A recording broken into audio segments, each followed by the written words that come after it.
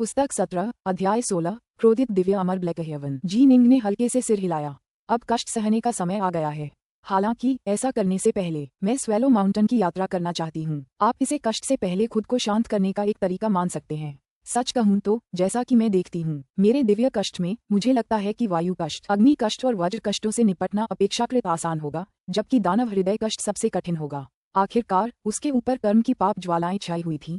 दानव हृदय का क्लेश संभवतः सचमुच भयानक होगा। ठीक है, यूएई भी कुछ चिंतित था। मास्टर को पहले से बता दो, हम आज स्वेलो माउंटेन वापस जा रहे हैं, निंग ने कहा। आप जो भी कहें, यूएई ने मुस्कुराते हुए कहा। उसी दिन निंग और यूएई स्वेलो माउंटेन पर लौट आए। स्वेलो माउंटेन, सरपेंट विंग झील, ब्राइट हार्ट द्वीप। गुरु, आप सच में रेनबो फ्लेम से बच्चा पैदा कर रहे हैं? और आपने मुझे बताया ही नहीं, आपने मुझे इतनी जरूरी बात भी नहीं बताई। आप मेरा दिल तोड़ रहे हैं। वाह वाह, लिटिल किंग ने यूवेई के पेट को घूरा, बेहद उत्साहित।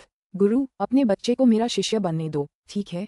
तुम किस बात पर? उस बेचारे बच्चे को गुमराह करने के बारे में सोचना भी मत। पास बैठे अंकल वाइट बैठे बैठे खिलखिलाकर हंस पड़े। दरअसल वह उन सब में सबसे खुश थे। एक वारिस, जी निंग का एक वारिस था। यदि मेरे बड़े भाई और भाभी अभी भी जीवित होते तो मैं कल्पना भी नहीं कर सकती कि वे इस समय कितने खुश होते। वरिष्ठ प्रशिक्षु भाई, मैं आपके बच्चे का गॉडफादर बनने पर जोर देता हूँ।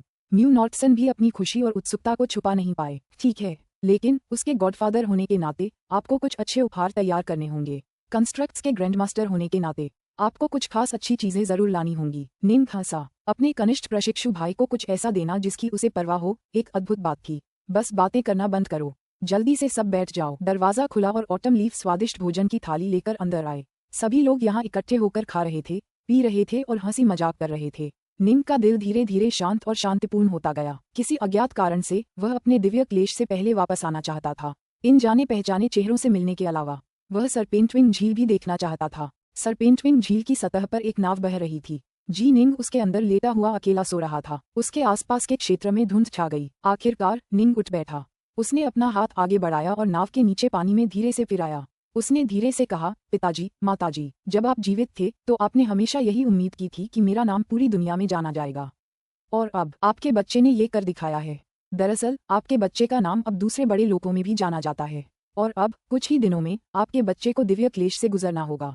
तुम्हारा बच्चा कसम खाता है, मैं जरूर एक सच्चा ईश्वर और एक पिता बनूंगा। मैं तीनों लोगों के शिखर पर खड़ा होऊंगा और उस समय मैं तुम्हें फिर से देखूंगा। मैं तुम्हें ये सारी बातें व्यक्तिगत रूप से बताऊंगा। जहाँ तक इस संकट की बात है, यह आने वाले महातूफान से पहले की एक छोटी सी लहर से ज्यादा कुछ नहीं है। ऐसा लग रहा था जैसे जी निंग अपने परिवार के सदस्यों के साथ बेमतलब की बातें कर रहा हो। बोलते हुए वह बस पानी में हाथ फेर रहा था। हालांकि उसकी आवाज में एक ऐसी दृढ़ता और महत्वाकांक्षा थी जो सुनने वालों के चेहरे बदल देती। एक खूबसूरत घाटी जिसके भीतर कई महल बने हुए थे, साथ ही ढेर सारे फूल, पेड़ और दूसरी तरह की वनस्पतियां भी थीं। ये स्वर्ग जैसा खूबसूरत था। दो अत्यंत सुंदर अमर युवतियां जो यूएई से भी अधिक सुंदर थीं, कंधे से कंधा मिलाकर चल रही थीं। उनमें से एक ने हरे रंग के कपड़े पहने थे, जबकि दूसरे ने भूरे रंग के कपड़े पहने थे। धूसर टाट के वस्त्र पहने वह अद्वितीय परी कन्या नंगे पांव चल रही थी। उसे ढके धूसर वस्त्र उसकी सुंदरता को पूरी तरह से छुपा नहीं पा रहे थे, बल्कि वे उसे एक आध्यात्मिक आभा प्रदान कर रहे थे जिससे ऐसा लग रहा था मानो वह नश्वर संसार से परे हो।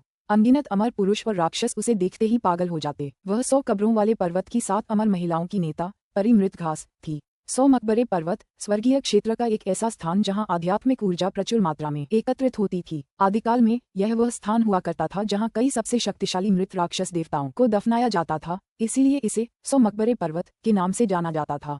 हालांकि चूंकि वहां इतने सारे शक्तिशाली राक्षस देवताओं को दफनाया गया था, इसलिए ये स्थान और भी रहस्यमय हो गया था। उस स्थान पर कई फूल और पेड़ उगे थे, जिनमें से कई आध्यात्मिक गुणों से युक्त थे। वास्तव में उनमें से कुछ ने स्वतः ही साधना का प्रशिक्षण ले लिया था। फूलों और पौधों को खेती में प्रशिक्षित करना अविश्वसनीय रूप से कठिन था। चूंकि वे सभी 100 कब्रों वाले पर्वत से आए थे, इसलिए वे स्वाभाविक रूप से एक अत्यंत एकीकृत समूह थे। जब वे मानव रूप धारण करने में सक्षम हो गए तो वे सभी स्त्रियों के रूप में प्रकट हुए। 100 कब्रों वाले पर्वत पर अनेक धीले अमर और पृथ्वी अमर थे, साथ ही 6 दिव्य अमर और एक शुद्ध यांग सच्चा अमर भी था। उन युवतियों में से परी मृत घास शुद्ध यांग सच्ची अमर थी। वह मूल रूप से घास का एक तिनका थी जो सूखा और मुरझाया हुआ दिखता था, लेकिन वह घास का तिनका अविश्वसनीय रूप से अद्भुत था। उसके आसपास के विशाल क्षेत्र में कोई भी अन्य फूल या वनस्पति जीवित नहीं रह सकती थी। पृथ्वी अमर के रूप में मानव रूप धारण करने के बाद वह सहजता से अपने दिव्य क्लेश पर विजय प्राप्त करने में सक्षम हो गई थी और 100 कब्र पर्वत की सर्वोच्च दिव्य अमर बन गई थी। वह बेहद संकोची थी और जितना अधिक कोई उसके साथ बातचीत करता उतना ही अधिक मदहोश हो जाता। वास्तव में 3 लोकों का दिव्य सम्राट भी उस पर मोहित हो गया था। वह चुपके से उसके साथ प्रेमालाप करना चाहता था, लेकिन किसने सोचा था कि 100 कब्र पर्वत में प्रवेश करते ही दिव्य सम्राट को शारीरिक रूप से बाहर निकाल दिया जाएगा और एक ही शब्द पूरे स्वर्गलोक में गूंजेगा, भागो। दिव्य सम्राट अपमानित होकर चुपचाप चला गया था। उसके बाद तीनों लोकों में कई लोग यह अनुमान लगाने लगे कि परी डेडग्रास के पीछे कोई सच्चा ईश्वर या दैवीय पिता जरूर है। हालांकि चूंकि परी डेडग्रास यकीनन तीनों लोकों की सबसे बेजोड़ सुंदरियों में से एक थी, इसलिए उसके लिए किसी सच्चे ईश्वर या दैवीय पिता का ध्यान आकर्षित करना कोई अजीब बात नहीं थी। बड़ी बहन हरे वस्त्र पहने परी कन्या की आंखें आंसुओं से चमक उठीं। छोटी बहन वायलेट ग्रास कितनी बुरी मौत मरी। वह तो बस एक छोटी बच्ची थी, लेकिन उस जी निंग ने उस पर जरा भी दया नहीं दिखाई। मेरे पति ने उसकी रक्षा के लिए हर संभव कोशिश की और उसे मानसिक रूप से यह संदेश भी भेजा कि वह ऐसा करना बंद कर दे, लेकिन जी निंग ने फिर भी छोटी बहन वायलेट ग्रास को मार डाला। बड़ी बहन, तुम्हें उसका बदला लेना होगा। परी डेडग्रास की आंखों में एक ठंडी रोशनी चमक उठी। उसने शांति से कहा, 100 कब्रों वाले पहाड़ की हम 7 अमर स्त्रियां इतनी आसानी से नहीं मारी जाती। ये जी निंग कौन है और कहाँ से आया है? तुम्हारा पति सच्चा अमर गॉडी बहुत शक्तिशाली है। क्या ऐसा हो सकता है कि वह भी उसे न मार सके? ये जी निंग तो बस एक शून्य स्तर का राक्षस है। इसने अभी तक अपने कष्टों पर भी विजय नहीं पाई है। हरे वस्त्रधारी महिला ने कहा, हालांकि यह अत्यंत शक्तिशाली है। हालांकि यह केवल एक शून्य स्तर का राक्षस है, फिर भी यह कुछ समय के लिए मेरे पति को रोकने में सक्षम था। उसने गॉडी को ब्लॉक कर दिया।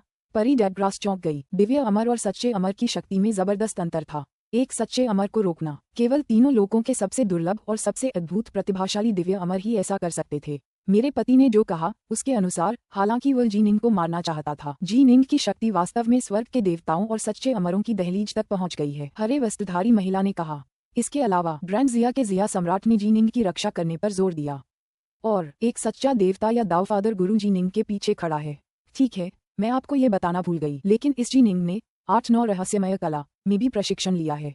परी डेडग्रास का शरीर अकड़ गया। समझ गया। परी डेडग्रास सोच में डूबी खड़ी रही। हरे वस्त्र पहने परी युवती उसके बगल में खड़ी बेसब्री से प्रतीक्षा कर रही थी। वह अच्छी तरह जानती थी कि उसकी बड़ी बहन कई काम करने में सक्षम है। स्वाभाविक रूप से वह उम्मीद कर रही थी कि उसकी बड़ी बहन उसकी मदद करेगी। बड़ी बहन, हरे वस्त्र पहने परी युवती ने धीरे से पुकारा। 100 कब्रों वाले पर्वत की 7 अमर स्त्रियां। वायलेट ग्रास सबसे छोटी थी और वह हमेशा तुम्हारे पीछे पीछे चलती थी। जब वह अपने कष्टों पर विजय पाकर दिव्य अमर बन गई, उसके बाद मैं उससे बस कुछ ही बार मिली थी। हालांकि हमारे बीच ज्यादा रिश्ता नहीं है। खैर, वह हमारे 100 कब्रों वाले पर्वत से आई थी। अगर याददाश्त सही है तो तुम्हें छोड़ने के बाद वह एजियो फॉक्स के पीछे चली गई थी, है ना? परी डेडग्रास ने कहा। ठीक है। हरे वस्त्र वाली महिला ने सिर हिलाया। मैं कल एजियो फॉक्स से मिलने जाऊंगी, फेरी डेडग्रास ने शांति से कहा। 100 मकबरे पर्वत पर कई अमर महिलाएं थीं, जिनमें पृथ्वी अमर और मुक्त अमर का एक बड़ा समूह भी शामिल था। 3 विपत्तियों और 9 क्लेशों के कारण अधिकांश के लिए 10 लाख वर्षों से अधिक जीवित रहना कठिन था। इसलिए जो सबसे पहले पैदा हुई, जैसे कि फेरी डेडग्रास, उनका बाद में आने वालों से ज्यादा संबंध नहीं था। उनका केवल उन लोगों से घनिष्ठ संबंध था जो पहले पैदा हुए थे। वायलेट ग्रास देर से आने वालों में से एक थी। उसने पहले कई शक्तिशाली व्यक्तियों का अनुसरण किया था, लेकिन वास्तव में वह दिव्य अमर बनने के लिए भाग्यशाली थी। अगर ऐसा न होता तो फेरी डेडग्रास को शायद ये भी याद नहीं रहता कि वह कौन थी। 5वीं दुनिया। उस विशाल महल के भीतर सीमलेस गेट की गेटमास्टर एजुरेफॉक्स अपनी मेहमान फेरी डेडग्रास के साथ थी। छोटी बहन डेडग्रास, मैंने तुम्हें इस कहानी का पूरा ब्यौरा पहले ही बता दिया है। गेटमास्टर एजुरेफॉक्स ने अपना सिर हिलाया। सच कहूं तो हमारा सीमलेस गेट जी निंग को तुम सबसे भी ज्यादा बुरी तरह मारना चाहता है। अगर वह नहीं मरा तो वह एक खतरनाक कारक बन जाएगा जो ग्रैंड जिया को अपने अधीन करने की हमारी योजनाओं को प्रभावित करेगा। उसके पास अभी से ही स्थिति को प्रभावित करने की शक्ति है, भविष्य में तो और भी कम, जब वह और ज्यादा शक्तिशाली हो जाएगा। इसलिए हम उसे जितनी जल्दी मारेंगे उतना ही अच्छा होगा। हालांकि मुझे ऐसा करने का कोई अच्छा मौका नहीं मिल पाया है।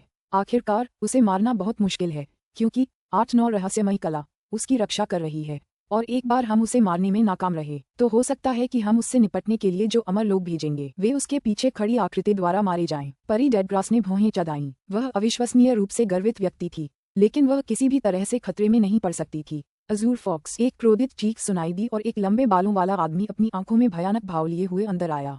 ब्लैक हेवन, गेटमास्टर एजियो फॉक्स और परी डेडग्रास दोनों ने उसे प्रवेश करते देखा। वह तीनों लोगों के अनगिनत दिव्य अमरों में से एक चमत्कार था। दिव्य अमर ब्लैक हेवन। आदिकाल से लेकर वर्तमान युग तक कोई भी निश्चित रूप से यह निर्धारित नहीं कर पाया था कि दिव्य अमर ब्लैक हेवन कितना शक्तिशाली था। हालांकि उन्होंने जो पाया उससे पता चला कि वह संभवतः एक सर्वोच्च दिव्य अमर के समान ही शक्तिशाली था। फिर भी जब वह लड़ाई में शामिल होता था तो अक्सर कई अजीबोगरीब विधर्मी तकनीकों का इस्तेमाल करता था, जिससे स्वर्ग के देवता और सच्चे अमर भी परेशान हो जाते थे। उदाहरण के लिए, जब सच्चा अमर गॉडी जी निंग को मारने गया था तो जी निंग अपनी तीरंदाजी से उसे रोकने में कामयाब रहा था। हालांकि दिव्य अमर ब्लैक हेवन बच निकलने के लिए अपनी विधर्मी तकनीकों का सहारा ले सकता था। इस प्रकार स्वर्ग के देवता और तीनों लोगों के सच्चे अमर उसके साथ बराबरी का व्यवहार करते थे। वायलेट ग्रास मर गई, तुम सीमलेस गेट के महान द्वारपाल, तुमने उसकी देखभाल में मदद क्यों नहीं की? क्या तुम्हें वो शब्द याद हैं जो तुमने मुझे तब कहे थे? दिव्य अमर ब्लैक हेवन गुस्से से लाल हो गया। वह उस छोटी बच्ची को कभी नहीं भूल पाएगा जिसने अभी अभी मानव रूप धारण करना शुरू किया था और जो उसके पीछे पीछे उसे बूढ़ी कहकर पुकारती रहती थी। वह हमेशा उस छोटी बच्ची को देखकर खुशी से मुस्कुराता था। मैं कुछ नहीं कर पाई, मैं समय पर नहीं पहुंच सकी। गेटमास्टर एजोर फॉक्स ने सिर हिलाया। धिक्कार है। ब्लैक हेवन की आंखों में एक ठंडी रोशनी चमक उठी। गॉडकीप के अधीन 300 सीमलेस गेट हैं। अगर तुम अपनी एक दासी की भी रक्षा नहीं कर सकते तो क्या तुम सचमुच सोचते हो कि तुम गेटमास्टर बनने के लायक हो? ब्लैक हेवन, तुम बहुत आगे बढ़ गए। एजोर फॉक्स की आंखों में भी एक गहरी ठंडी रोशनी चमक उठी और उसके नीले बाल ऊपर की ओर तैरने लगे। मैं हद से ज्यादा आगे निकल गया। तुम ही हो जिसने वायलेट ग्रास को मरने देकर हद से ज्यादा आगे निकल गया। मैंने उसे कदम दर कदम सिखाया, उसकी नींव मजबूत करने में मदद की ताकि वो जल्दी से एक दिव्य अमर, और वो भी सर्वोच्च अमर। मैंने कभी इसकी कल्पना भी नहीं की थी। धिक्कार है, तुमने उसे मिशन पर जाने दिया। ये एक बात थी, लेकिन तुमने उसे इतने खतरनाक मिशन पर जाने दिया। ब्लैक हेवन सचमुच गुस्से से भर गया। वह बेवकूफ बच्ची, उसने मेरा दिया हुआ ताबीज नहीं तोड़ा। ब्लैक हेवन की आंखों में आंसू की झलक दिखी, लेकिन आंसू जल्दी ही गायब हो गए। स्वर्गीय अमर ब्लैक हेवन को ऐसा अफसोस हुआ। वह अपना पूरा जीवन तीनों लोकों में घूमता रहा, आदिकाल से लेकर आज तक बेफिक्र होकर। उसने शायद ही कभी किसी की सच्ची परवाह की हो, लेकिन उस नासमझ बच्ची को, जो खुद को बेहद होशियार समझती थी, उसने अपने बच्चों जैसा प्यार दिया। किसने सोचा था कि मौत उन्हें इतनी जल्दी जुदा कर देगी? सच तो ये है कि जब वायलेट ग्रास मृत्यु के कगार पर थी तो उसने दिव्य अमर ब्लैक हेवन के बारे में सोचा था। बहुत पहले ब्लैक हेवन ने अपनी छाती पीटते हुए गर्व से कहा था, अगर तुम्हें किसी चीज की जरूरत हो तो मुझे ढूंढो। मैं तुम्हें 3 काम पूरे करने के 3 वादे देता हूँ। काम चाहे कितना भी बड़ा क्यों न हो, मैं उसे पूरा करके रहूंगा। बकवास करते रहो बूढ़े, तुम तो बस एक दिव्य अमर हो और तुम दावा करते हो कि तुम कुछ भी कर सकते हो, चाहे वह कितना भी बड़ा क्यों न हो। ब्लैक हेवन ने उसे गंभीरता से न लेते हुए केवल मुस्कुरा दिया था, लेकिन वह भूल गया था कि जब वायलेट ग्रास वाकई खतरनाक स्थिति में थी, जैसे कि जब उसने देखा था कि जीनिंग कितना शक्तिशाली है, तो वह उसके दिए हुए ताबीज को तोड़ने की हिम्मत कैसे कर सकती थी। वह डरी हुई थी कि ब्लैक हेवन भी अपनी जान गंवा देगा। इस तरह उसने जो 2 ताबीज तोड़े थे वे सच्चे अमरों के थे। गेटमास्टर एजोर फॉक्स की नज़र सेलेस्टियल इमॉर्टल ब्लैक हेवन पर पड़ी। उसने गुस्से से एक घुरघुराहट भरी, फिर कहा, मुझसे गलती हो गई। मैं वायलेट ग्रास की रक्षा नहीं कर पाई। इस बार मैं इस पर तुमसे बहस नहीं करूंगी। गेटमास्टर एजोर फॉक्स गॉडकीप के सबसे वफादार अनुयायियों में से एक थी, इसलिए वह अच्छी तरह जानती थी कि उसकी तरफ की शक्तियों में से सेलेस्टियल इमॉर्टल ब्लैक हेवन, जो कि एक साधारण सेलेस्टियल इमॉर्टल है, बहुत ही सहज और बेरोक-टोक व्यवहार कर रहा था। इस सहज व्यवहार के कारण गेटमास्टर एजोर फॉक्स को लगा जैसे कुछ गड़बड़ है, इसीलिए उसने अपना गुस्सा दबा लिया और अभी ब्लैक हेवन को सचमुच दुश्मन बनाने को तैयार नहीं थी। पुस्तक 17, अध्याय 17। जीनिंग दर्शकों का अनुरोध करती है। सच कहूं तो इस मामले के लिए गेटमास्टर एजोर फॉक्स को दोषी नहीं ठहराया जा सकता। सीमलेस गेट के सभी सदस्य अपने अपने कामों में अपनी जान जोखिम में डाल रहे थे। समय आने पर गेटमास्टर स्वयं भी युद्ध में उतरेंगे। सेलेस्टियल इमोर्टल यूनिटी के खिलाफ ये लड़ाई भी कोई खतरनाक मिशन नहीं था। वायलेट ग्रास की मौत तो बस बदकिस्मती से हुई थी। तीनों लोगों में तूफान चल रहा था। कौन पक्के तौर पर कह सकता था कि कोई एक व्यक्ति जरूर बचेगा? हालांकि गेटमास्टर एजोर फॉक्स ये बता सकती थी कि सेलेस्टियल इमोर्टल ब्लैक हेवन वास्तव में क्रोधित था और इसलिए उसने समझाने की जहमत नहीं उठाई। इसके अलावा ब्लैक हेवन उनके पक्ष में था। तार्किक रूप से एक दिव्य अमर होने के नाते उसे अपने वरिष्ठों के आदेशों का पालन करने के लिए बाध्य होना चाहिए था। केवल प्रमुख शक्तियां जो फेयरी डेडग्रास जैसी प्रमुख शक्तियों से जुड़ी हैं और सर्वोच्च एम्पायरियन देवता और सच्चे अमर बिना किसी मिशन के अपनी मर्जी से अकेले रह सकते थे। हालांकि ब्लैक हेवन भी अकेला और बोझमुक्त था। ये वास्तव में बहुत अजीब था और इस वजह से उनके कई दिव्य अमर उसे आदरपूर्वक उत्कृष्ट अमर ब्लैक हेवन कहकर संबोधित करते थे। इससे गेटमास्टर एजोर फॉक्स को भी थोड़ी घबराहट हुई। किसी अज्ञात कारण से उसे लगा कि अगर वह सचमुच ब्लैक हेवन से लड़ने गई तो परिणाम खराब होंगे। ब्लैक हेवन, एजोर फॉक्स को दोष मत दो। उसे जरा भी अंदाजा नहीं था कि जीनिंग इतनी बड़ी राक्षसी है। पास खड़ी परी डेडग्रास ने आह भरी। जब मुझे पता चला कि वायलेट ग्रास मर गई है तो मैं तुरंत यहाँ दौड़ी। मुझे लगता है कि तुम भी उसका बदला लेने आए हो। ब्लैक हेवन, एजोर फॉक्स अपने सीमलेस गेट की गेटमास्टर होने के नाते हम सबसे ज्यादा जीनिंग को मारना चाहती है। हम सबका एक ही लक्ष्य है, जीनिंग को मारना। जीनिंग, बेशक हमें उसे मारना होगा। ब्लैक हेवन गुर्राया। भले ही केवल ग्रैंड जिया को अपने अधीन करने के लिए ही क्यों न हो, जीनिंग को मरना ही होगा। गेटमास्टर एजोर फॉक्स ने जल्दी से सहमति जताई। उसे कैसे मारा जाए? ब्लैक हेवन ने पूछा। अगर उसे आसानी से मारा जा सकता तो गॉडी उसे बहुत पहले ही मार चुका होता। वह इस समय ग्रैंड जिया की दुनिया में है। वह जिया सम्राट का क्षेत्र है। तुम दोनों अच्छी तरह जानते हो कि जिया सम्राट की जड़ें कितनी गहरी हैं। सच तो ये है कि उन्हें जी निंग के पीछे छिपे दावपिता की उतनी परवाह नहीं थी। अगर उन्हें सचमुच चिंता होती तो वे मारना शब्द कहने की भी हिम्मत नहीं करते। वे इसलिए नहीं डरते थे क्योंकि तीनों लोग अब दो बड़े विरोधी खेमों में बंट चुके थे। ये दोनों खेम एक आम सहमति पर पहुंच गए थे। प्रमुख शक्तियों को यूं ही हस्तक्षेप नहीं करना था, क्योंकि अगर उन्होंने ऐसा किया तो दूसरा पक्ष शायद और भी ज्यादा शक्तिशाली प्रमुख शक्तियों को छोड़ देगा। जिया सम्राट की जड़ें बहुत गहरी हैं। अगर हम उसके खिलाफ पूरी ताकत से नहीं लड़ेंगे तो जी निंग को मारने का कोई मौका नहीं मिलेगा, गेटमास्टर अजूर फॉक्स ने कहा। हालांकि ऐसा करने की कीमत बहुत ज्यादा है। इस समय सबसे अच्छी योजना यही है कि ग्रैंड जिया के मार्क्विस पहले जिया सम्राट पर हमला करें। सीमलेस गेट आमतौर पर यही करता था। वे कुछ मार्कीज को भर्ती करते, फिर उनका इस्तेमाल दूसरे मार्कीज पर हमला करने के लिए करते। एक सीधा हमला। अगर सीमलेस गेट के पास सचमुच इतना बड़ा हमला करने की ताकत होती तो वे इतने सालों तक इतनी छुप छुप कर क्यों काम करते। वे बहुत पहले ही तीनों लोगों पर कब्जा कर लेते। हालांकि साफ है सीमलेस गेट अभी उतना शक्तिशाली नहीं था। Celestial Immortal Black Heaven, Gatemaster Azure Fox और फेयरी डेड ग्रास निंग के खिलाफ कार्रवाई करने के लिए कोई भी विचार नहीं ला सके। जैसे ही ब्लैक हेवन आग से भरा पेट लेकर वापस जाने वाला था, गेटमास्टर एजर फॉक्स अचानक अपने पैरों पर खड़ी हो गई। हैरान होकर ब्लैक हेवन ने उसकी ओर देखा। परी डेडग्रास भी हैरान थी। हमारा मौका अभी आया। एजर फॉक्स ने परी डेडग्रास और ब्लैक हेवन की ओर देखते हुए मुस्कुराते हुए कहा, जी निंग को मारने का हमारा मौका अभी आया। क्या संभावना है? परी डेडग्रास हैरान थी, जबकि ब्लैक हेवन तुरंत मुद्दे पर आ गया। एजर फॉक्स मुस्कुराया, मुझे अभी खबर मिली है कि जी निंग को कष्ट सहना है। यह उसका प्राइमल ट्विन ही होना चाहिए जो दिव्य कष्ट सहने वाला है। क्लेश। परी डेडग्रास और स्वर्गीय अमर ब्लैक हेवन दोनों आश्चर्यचकित थे और फिर दोनों ने प्रसन्नता से भरे चेहरे प्रकट किए। यह वाकई एक शानदार मौका है। परी डेडग्रास भी हंस पड़ी। एक बार जब उसका कष्ट शुरू होगा, खासकर जब अंतिम दानव हृदय कष्ट शुरू होगा। चूंकि एक प्राइमल ट्विन की यादें और विचार असली शरीर के समान होते हैं, इसलिए असली शरीर भी दानव हृदय की दुनिया में फंस जाएगा। जी निंग अपनी सबसे कमजोरी पर होगा। वह बिल्कुल भी लड़ नहीं पाएगा। ठीक है, वह पलटवार नहीं कर पाएगा और 8-9 रहस्यमय कला दानव हृदय के संकट के सामने बेकार हो जाएगी। ब्लैक हेवन ने प्रसन्नता से कहा। नीले वस्त्र पहने महिला इस सौभाग्य से काफी उत्साहित थी। किसी बड़े विश्व पर कब्जा करना अविश्वसनीय रूप से कठिन था। इसके लिए कई बाधाओं को दूर करना पड़ता था और जी निंग ऐसी ही एक बाधा बन गई थी जिसे उसे दूर करना था।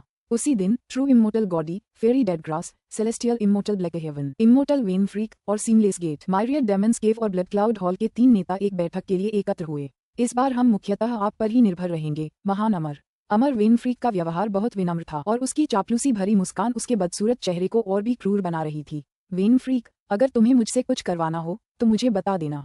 जरूरत पड़ने पर मैं वहां अपनी जान देने को तैयार हूँ। जिंदगी। बाकी सब हंस पड़े। अमर वेन फ्रीक की जिंदगी सस्ते में बर्बाद हो गई। वह पहले ही अनगिनत बार मर चुका था। उसके क्लोनों को मारने का कोई फायदा नहीं था। मैं अपने 6 विपथन भी साथ लाऊंगा। मैं आदिकाल से ही इनका पालन पोषण करता आ रहा हूँ और ये मेरे सबसे शक्तिशाली बच्चों में से हैं। अमर वेन फ्रीक के चेहरे पर प्रसन्नता का भाव था और वहां मौजूद बाकी सभी अमर प्राणियों ने सिर हिलाकर मुस्कुरा दिया। अमर वेन फ्रीक के कई क्लोन पूरे ब्रह्मांड में फैले हुए थे और विषैले कीट विपथन पैदा करने की अपनी क्षमता के लिए वह तीनों लोकों में काफी प्रसिद्ध था।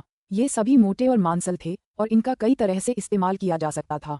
जब हम ग्रैंड जिया जाते हैं तो हम सब अपनी जान जोखिम में डालते हैं, फेयरी डेडग्रास ने कहा। मैं अपने अवतारों में से सिर्फ एक को ही वहां जाने दूंगी। ठीक है, मैं भी एक अवतार भेजूंगा और वह मेरे कुछ शक्तिशाली जादुई खजाने लेकर आएगा।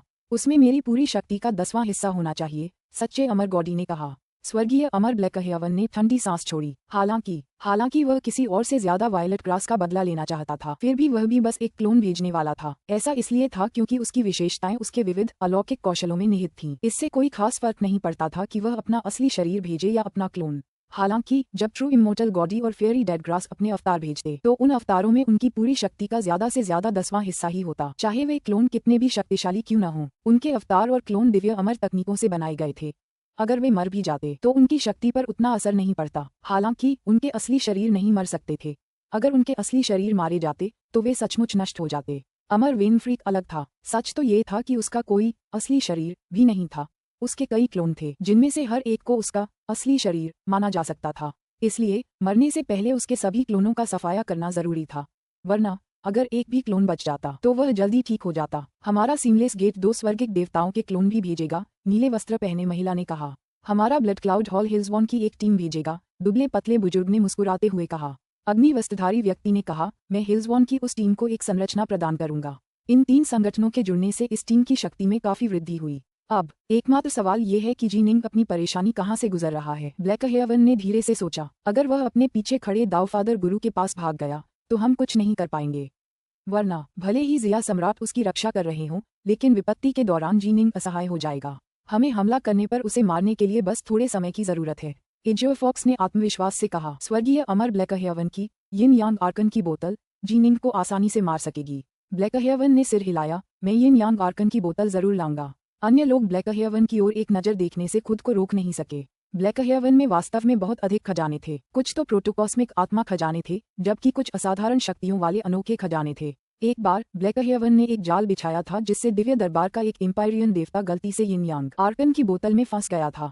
उस लड़ाई में वह लगभग मर ही गया था और अंत में केवल इसलिए बच पाया क्योंकि उनकी प्रमुख शक्तियों ने समझौता कर लिया था, जिसके परिणामस्वरूप उस एम्पायरियन देवता को मुक्त कर दिया गया था। रात, ग्रैंड जिया की शाही राजधानी स्काईलाइट पैलेस। महामहिम, जीनिंग आपसे मुलाकात का अनुरोध करते हैं, सफेद चेहरे वाले बुजुर्ग ने सम्मानपूर्वक कहा। जीनिंग, उसे अंदर आने दो। काले वस्त्र पहने जिया सम्राट, जो अपने जेड बिस्तर पर कमल मुद्रा में बैठे थे, ने अपनी आंखें खोलीं। जल्द ही एक युवक कमरे में दाखिल हुआ। शाही महाराज, निंग ने आदरपूर्वक सलामी दी। जीनिंग, तुम आधी रात को मुझसे बात करने क्यों आए हो? जिया सम्राट हंसा।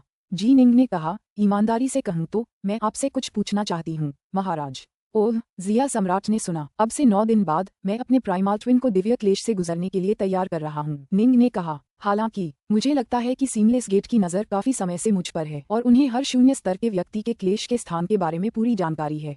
मुझे विश्वास है कि मैं चाहे कितनी भी सावधानी बरतूं, वे फिर भी पता लगा ही लेंगे कि मेरा क्लेश कहाँ है।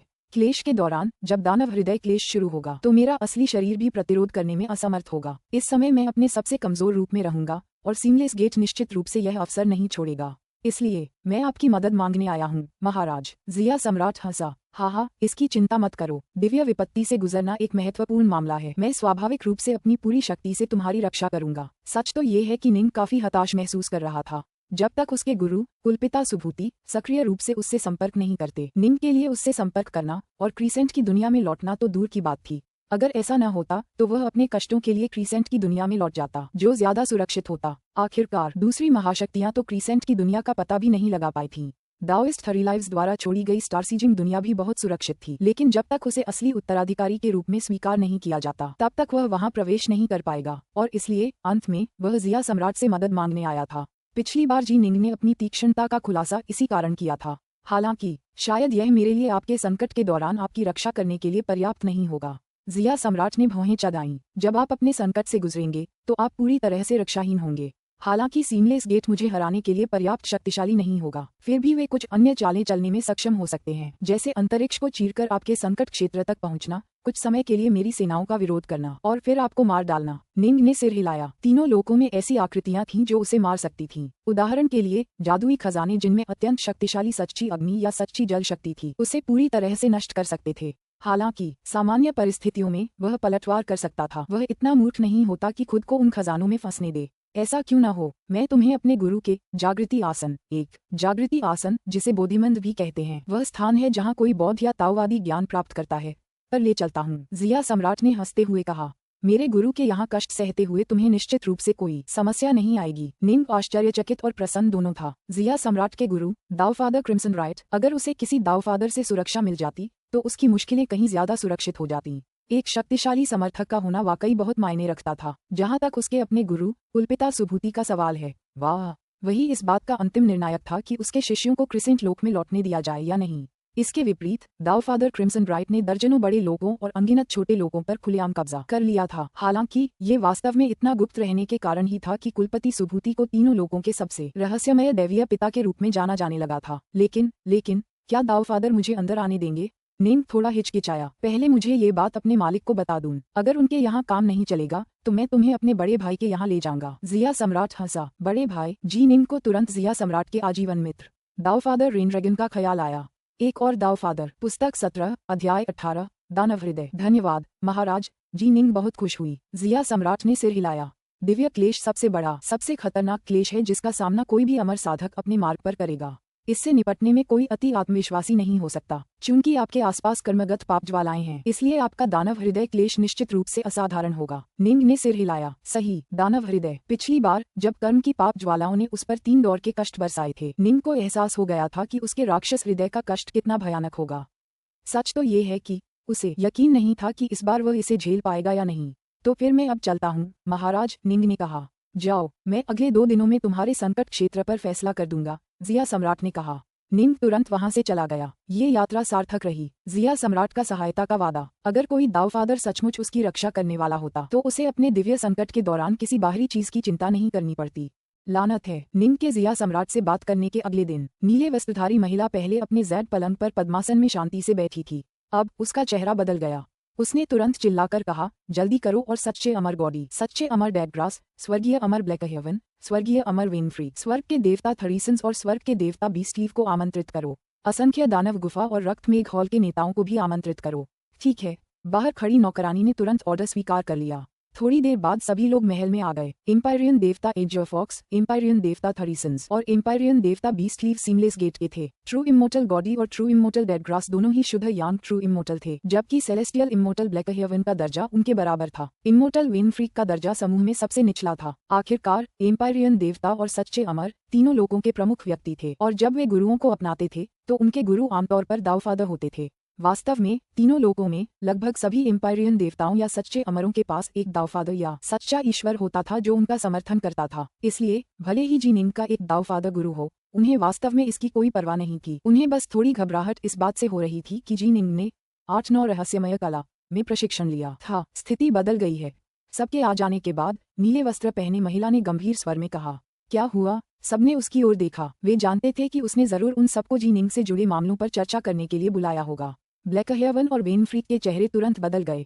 वहां मौजूद लोगों में से इन दोनों को ही इस मामले की सबसे ज्यादा चिंता थी। नीले वस्त्र पहने महिला ने गंभीरता से कहा, मुझे अभी खबर मिली है कि जिनिंग के क्लेश का स्थान निर्धारित कर दिया गया है।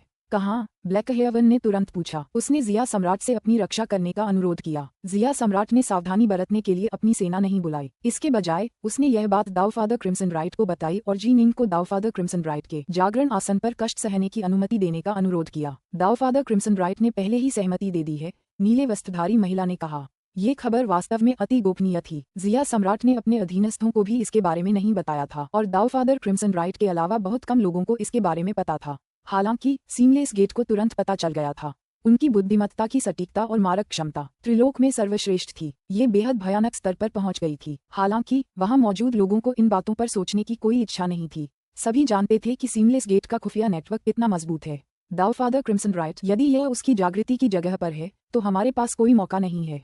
क्या हमें किसी बड़ी शक्ति को आमंत्रित करना होगा? वे सब चिंतित होने लगे। उनके अवतारों और उनके क्लोनों के बारे में भूल जाए। भले ही उन्होंने अपने असली शरीर को एक दावफादर की जागृति सीट का उल्लंघन करने के लिए भेजा हो, दावफादर क्रिम्सन राइट शायद एक पल में उन सभी को मिटा देगा। हमारे वरिष्ठ अधिकारी जिनिंग की खातिर दावफादर क्रिम्सन राइट के खिलाफ युद्ध शुरू नहीं कर सकते। नीले वस्त्रधारी महिला ने अपना सिर हिलाया। एक बार लड़ाई शुरू हो जाए तो दूसरे दावफादर और सच्चे देवता भी कूद पड़ेंगे। नतीजा सच्चे देवताओं और दावफादरों के बीच एक विशाल अराजक युद्ध हो सकता है। हम इतनी कीमत चुकाने का जोखिम नहीं उठा सकते। ठीक है, सबने सिर हिलाया। अगर सच्चे देवताओं और दैवीय पिताओं के बीच व्यक्तिगत द्वेष के कारण कोई बड़ा तूफान आ जाए तो बात अलग थी, लेकिन अगर उनकी रिपोर्ट के परिणामस्वरूप कोई बड़ा तूफान आ जाए और उनके 2-3 दैवीय पिताओं की जान चली जाए तो वे उस तरह की जिम्मेदारी नहीं उठा पाएंगे। तो फिर हमें क्या करना चाहिए? ब्लैकहेवन भौंका और चिल्लाया। सब लोग चुप थे। हालांकि वह सींग वाला व्यक्ति जो अब तक चुप था अचानक हंस पड़ा। मेरे पास एक विचार है। ओह, सभी ने उसकी ओर देखा। अमर विनफ्रीक हंसा। महान अमरों, आप सभी को पता होना चाहिए कि जब जिनिंग ने मेरे यंग फ्लेम कबीले के खिलाफ लड़ाई लड़ी थी तो उसे कर्म पाप की सजा मिली थी। हाँ सही। उनकी आंखें चमक उठीं। वे सभी बुद्धिमान लोग थे, और अमर विनफ्रीक क्या कह रहा था ये समझने के लिए उन्हें केवल एक शब्द की ही आवश्यकता थी। कर्म के पाप प्रलय के कारण जब वह दिव्य क्लेश से गुजरेगा तो वायु, अग्नि और वज्र के क्लेशों की शक्ति में उल्लेखनीय वृद्धि होगी, लेकिन वे उतने महत्वपूर्ण नहीं हैं। असल में जो मायने रखता है वह है उसका राक्षस हृदय क्लेश। तभी क्लेश सबसे आश्चर्यजनक और सबसे भयानक हो जाएगा। अमर विनफ्रीक हंसा। मैं पहले से ही जानता हूँ कि यह जिनिंग किस तरह का व्यक्ति है। वह अपने प्रियजनों और दोस्तों के प्रति पुत्र भक्ति और वफादारी की बहुत परवाह करता है। वह अपने प्रियजनों के लिए मरने को तैयार है, और वह अपने भाइयों के लिए भी मरने को तैयार है। ठीक है, पास खड़े अग्नि वस्त्रधारी व्यक्ति ने सिर हिलाया, अपने कनिष्ठ प्रशिक्षु भाई को बचाने के लिए। इस जी निंग ने एक बार हमारी असंख्य दानव गुफा के एक अड्डे में एक बड़ी लड़ाई छेड़ दी थी। हमें नाराज करने की जरा भी चिंता नहीं की। अपने दोस्तों के प्रति उसकी भक्ति हमारी प्रशंसा के योग्य है। हालांकि मैं विनफ्रीक कभी भी उसकी तरह व्यवहार नहीं करूंगा, फिर भी मैं उसकी बहुत प्रशंसा करता हूँ। अमर विनफ्रीक हंसा। उस जैसे व्यक्ति की सबसे बड़ी ताकत यह है कि उसकी भक्ति उसके दाव हृदय को अविश्वसनीय रूप से, भयानक रूप से मजबूत बना सकती है। लेकिन साथ ही उसकी भक्ति उसकी कमजोरी भी है। एक बार यह टूट गई तो उसका दाव हृदय भी टूट जाएगा। अब चूंकि जी निंग ने कर्मों के पाप प्रहार पर विजय प्राप्त कर ली है, इसलिए ये बहुत संभव नहीं है कि हम उसके प्रियजनों के प्रति उसकी भक्ति को नष्ट कर पाएं। हालांकि ये संभव है कि हम उसके हृदय को असीम क्रोध और घृणा से भर दें। उन लोगों को मार डालो जिनकी वह परवाह करता है। उस अंकल व्हाइट को मार डालो जिसके साथ वह पिता या माँ जैसा व्यवहार करता है। उसके उस आज्ञाकारी छोटे से आत्मिक जानवर, उस नीले आकाश सांप को मार डालो। उस शरद ऋतु के पत्ते को मार डालो जिसे वह अपनी बहन की तरह प्यार करता है। उनका दाव साथी यूवेई, उनके कनिष्ठ प्रशिक्षु भाई म्यू नॉर्टसन, सबको मार डालो। जी निंग जरूर क्रोधित होगा और वह निश्चित रूप से उन्मत्त होकर पागल हो जाएगा। अमर विनफ्रीक की मुस्कान और भी चमकदार हो गई। हालांकि कभी कभी पागलपन व्यक्ति की शक्ति बढ़ा सकता है। दानव हृदय क्लेश के दौरान उन्मत्त होना सबसे बड़ी वर्जनाओं में से एक है। बहुत कम उन्मत्त राक्षस होते हैं जो अपने दिव्य क्लेश पर विजय प्राप्त कर पाते हैं, जब तक कि उनके पास वास्तव में शुद्ध दाव हृदय न हो और वे वास्तव में जन्मजात राक्षस न हो। हालांकि जी निंग स्वभाव से राक्षस नहीं है। ऐसा कोई तरीका नहीं है जिससे उसका शुद्ध राक्षसी दाव हृदय हो। अच्छा विचार है। नीले वस्त्र पहने महिला ने सिर हिलाया। लेकिन यूवेई को मारा नहीं जा सकता। यूवेई को नहीं मार सकते। अमर विनफ्रीक ने सिर हिलाया। हालांकि दूसरों को मारने से भी उसे गुस्सा आएगा। यूवेई उसकी दाव साथी है। उसे मारने का सबसे ज्यादा असर जी निंग पर पड़ेगा। नहीं, यूवेई लू डोंगबिन की शिष्या है। अभी हमारा निशाना जी निंग है। मैं लू डोंगबिन को इसमें शामिल नहीं करना चाहती। नीले वस्त्रधारी महिला ने अपनी नजरों से उन्हें घूरा। आप सभी को पता होना चाहिए कि अगर लू डोंगबिन इसमें शामिल हो गया तो सीमलेस गेट की हमारी शाखा शायद बच नहीं पाएगी। सभी लोग गंभीर हो गए। गॉडकिड के अधीन कुल 300 निर्बाध द्वार थे। हालांकि उनकी विशेष शाखा शक्तिशाली थी। लू डोंगबिन स्वयं अविश्वसनीय रूप से शक्तिशाली था और उसके मित्र 3 लोगों में फैले हुए थे। उसके केवल 10 से अधिक सच्चे देवताओं और ताओपिताओं के साथ ही मित्रता थी। उनमें से एक लू डोंगबिन को पुत्रवत मानता था और वह ताओवादी मार्ग के सबसे शक्तिशाली नेताओं में से एक था। अगर लू डोंगबिन भी इसमें शामिल हो जाता तो वास्तव में एक भयंकर तूफान आ सकता था। अगर वह अपने मित्रों जैसे उच्च गुफाओं के 8 अमर को भी बुला लेता तो भी उनके निर्बाध द्वार को नष्ट करने के लिए पर्याप्त होता। ठीक है, हम यूवेई को नहीं छुएंगे। उसे मत छुओ। सभी सहमत हो गए। अमर विनफ्रीक मन ही मन मुस्कुराया। ये लोग सिर्फ आसान निशानों पर ही हमला करने की हिम्मत करते थे। ऐसा लग रहा था जैसे सीमलेस गेट में सिर्फ सबसे शक्तिशाली व्यक्ति ही लू डोंगबिन जैसे लोगों के लिए मुसीबत खड़ी करने की हिम्मत कर सकते थे। कम से कम आज मौजूद इन स्वर्ग के देवताओं और सच्चे अमर लोगों में तो उसका सामना करने की हिम्मत नहीं थी। हाँ, बाकियों को मार देना ही काफी है। वो अंकल व्हाइट, वो ऑटम लीफ, ये सब जी निंग के परिवार हैं। अमर विनफ्रीक हंसा। गेट मास्टर, हम कब चलेंगे? अब समय बर्बाद करने का नहीं है। चलो जल्दी से तैयारी करते हैं, फिर कल सुबह कूच करते हैं और सरपेंटविंग झील पर हमला करते हैं। नीले वस्त्रधारी महिला ने आगे कहा, अगर जी निंग भी सरपेंटविंग झील पर है तो उसे भी मार देते हैं।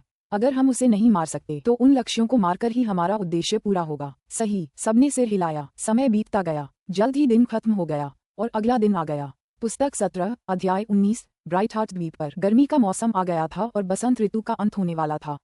सुबह काफी ठंडी थी। Swallow Mountain, Serpentwing Lake, Bright Heart Island. Ji Ning अकेले ही अपने कमरे से बाहर निकल गया। यूवेई अभी भी सो रहा था। दिव्य अमर स्तर पर आमतौर पर व्यक्ति को जल्दी उठने या कठोर जीवनशैली अपनाने की जरूरत नहीं होती। असल में जो मायने रखता था वह था दाव को समझना। एक बार जब कोई दाव में पर्याप्त रूप से ऊंचे स्तर पर पहुंच जाता है, जैसे कि ग्रैंड दाव में महारत हासिल कर लेता है, तो की छाती के भीतर प्रकट होती है, जिससे व्यक्ति तुरंत एक शुद्ध यांग सच्चा अमर बन जाता है। हालांकि ग्रैंड दाव की महारत हासिल करना बेहद मुश्किल था। कई दिव्य अमर महारत हासिल करने से पहले ही आखिरी अड़चन के सामने फंस गए थे और लाख कोशिशों के बावजूद वह आखिरी कदम उठाने में असमर्थ थे। इस प्रकार यूवेई का जीवन काफी आरामदायक था। वह तब तक बिस्तर से बाहर नहीं निकलती थी जब तक कि सुनहरा कौवा आसमान में ऊंचा न उठ जाए। फुसफुस फुसफुस। निंग जैसे ही झील के पानी की ओर बढ़ा, उसे सरपेंटविंग झील की लहरों के किनारे से टकराने की सरसराहट सुनाई दे रही थी। हवा न होने पर भी इस विशाल झील में 3 फुट ऊंची लहरें उठती थीं, इसलिए लहरों के किनारे से टकराने की आवाज अक्सर सुनाई देती थी। निंग ने अपने हाथ में एक डाकनॉर्थ तलवार पकड़ी हुई थी और उसे कंधे पर रखकर वह कई इमारतों के सामने से गुजर रहा था। युवा मास्टर। जब वह वहां से गुजर रहा था तो ब्राइट हार्ट द्वीप के कई नौकरों और नौकरानियों ने उसे आवाज दी। निंग जल्दी से द्वीप के किनारे पर पहुंच गया। स्नेक स्नेक ज्यादा दूर नहीं, एक सफेद बालों वाला बूढ़ा आदमी था जो दोनों हाथों से एक बड़ी कैंची पकड़े फूलों और वनस्पतियों की छटाई कर रहा था। ब्राइट हार्ट द्वीप को एक सच्चे स्वर्ग की तरह बेदाग हालत में रखा गया था और इन मौलियों की मेहनत इसमें अहम भूमिका निभा रही थी। जाहिर है ये बूढ़ा माली अपनी छटाई में पूरी तरह से डूबा हुआ था, क्योंकि उसे पता ही नहीं चला कि ब्राइट हार्ट द्वीप का मालिक जी निंग आ गया है। निंग ने बूढ़े माली को एक नजर देखा, वह हंसा, फिर अपनी तलवार से अभ्यास करने लगा। तलवार की रोशनी चमकने लगी। निंग की तलवारबाजी और भी ज्यादा शुद्ध हो गई थी। वे ज्यादा चमकदार तो नहीं लगती थी, लेकिन उनमें एक गहरी भेदक शक्ति थी। जो भी देखता उसे ऐसा लगता मानो तलवार की नोक हमेशा उसकी आंखों पर ही निशाना साधे रहती हो। इस तरह की तीक्ष्णता, इस तरह की भेदक शक्ति आम अमर साधकों को भी इसे देखकर अजीब ही लगता। दिव्य अमर साधकों को ही समझ आता कि यह कितनी भयानक थी। धीरे से सुनहरा कौवा आसमान में ऊपर उठा। तापमान बढ़ने लगा। अब ठंडक नहीं रही और जैसे ही सुनहरे कौए की किरणें नीचे चमकी, उन्होंने दुनिया में गर्माहट ला दी। अब तक बूढ़े माली ने निंग को देख लिया था, हालांकि उसने उसे परेशान करने की हिम्मत नहीं की। वह बस एक तरफ बैठ गया और उत्सुकता से उसे देखता रहा। देखते देखते उसे धीरे धीरे नींद आने लगी, क्योंकि वहां का मौसम कितना गर्म और आरामदायक था। धीरे धीरे वह नींद के आगोश में चला गया। थोड़ी देर बाद एक लंबी, दुबली पतली, सफेद वस्त्र पहने महिला वहां आई। वह यू वेई थी। वह आमतौर पर हमेशा काले कपड़े पहनती थी, लेकिन जब से वह गर्भवती हुई है वह अक्सर नए कपड़े पहन लेती है। चलो तुम्हारे पापा को तलवार से अभ्यास करते देखते हैं। यू वेई ने अपना हाथ हिलाया और अचानक एक क्रिस्टलीय जेड जैसी मेज और कुर्सी प्रकट हो गई। दूसरी लहर के साथ उसने कुछ अमर रस और स्पिरिट फ्रूट प्रकट कर दिए। जैसे ही वह बैठी, उसने देखा कि बूढ़ा माली दूर कहीं सो रहा है। वह मुस्कुराए बिना नहीं रह सकी। फिर उसने अपना सिर घुमाया और निंग को तलवार से अभ्यास करते देखा। झील का पानी बार बार किनारे से टकरा रहा था। सुबह का गर्म सूरज उस पर चमक रहा था। बूढ़ी माली संतुष्ट होकर सो रही थी, जबकि उसका दाव साथी तलवार चलाने का अभ्यास कर रहा था। यू वेई ने अपने पेट पर हाथ फेरा। कितना सुंदर दृश्य था। आप जाग गए। निंग रुक गया और उसके पास चला गया। तुम अपने दिव्य कष्ट के लिए जाने वाले हो। बेशक मुझे तुम्हें प्रशिक्षण लेते हुए देखने आना ही था। यू वेई हंसा। कैसा लग रहा है? शानदार। निंग मुस्कुराई। मेरा दिल बहुत शांत है और तलवार के दाव के बारे में मेरी समझ बढ़ती जा रही है। सच कहूं तो मुझे लग रहा है कि मैं तलवार के दाव में आखिरी अड़चन के बहुत करीब हूँ। शायद अगले 6 महीने या 1 साल में मैं उस अड़चन तक पहुंच पाऊंगी। अड़चन तक पहुंचना ज्यादा मुश्किल नहीं था, हालांकि तलवार के दाव पर पूरी महारत हासिल करने के लिए उसे तोड़ना बेहद मुश्किल था।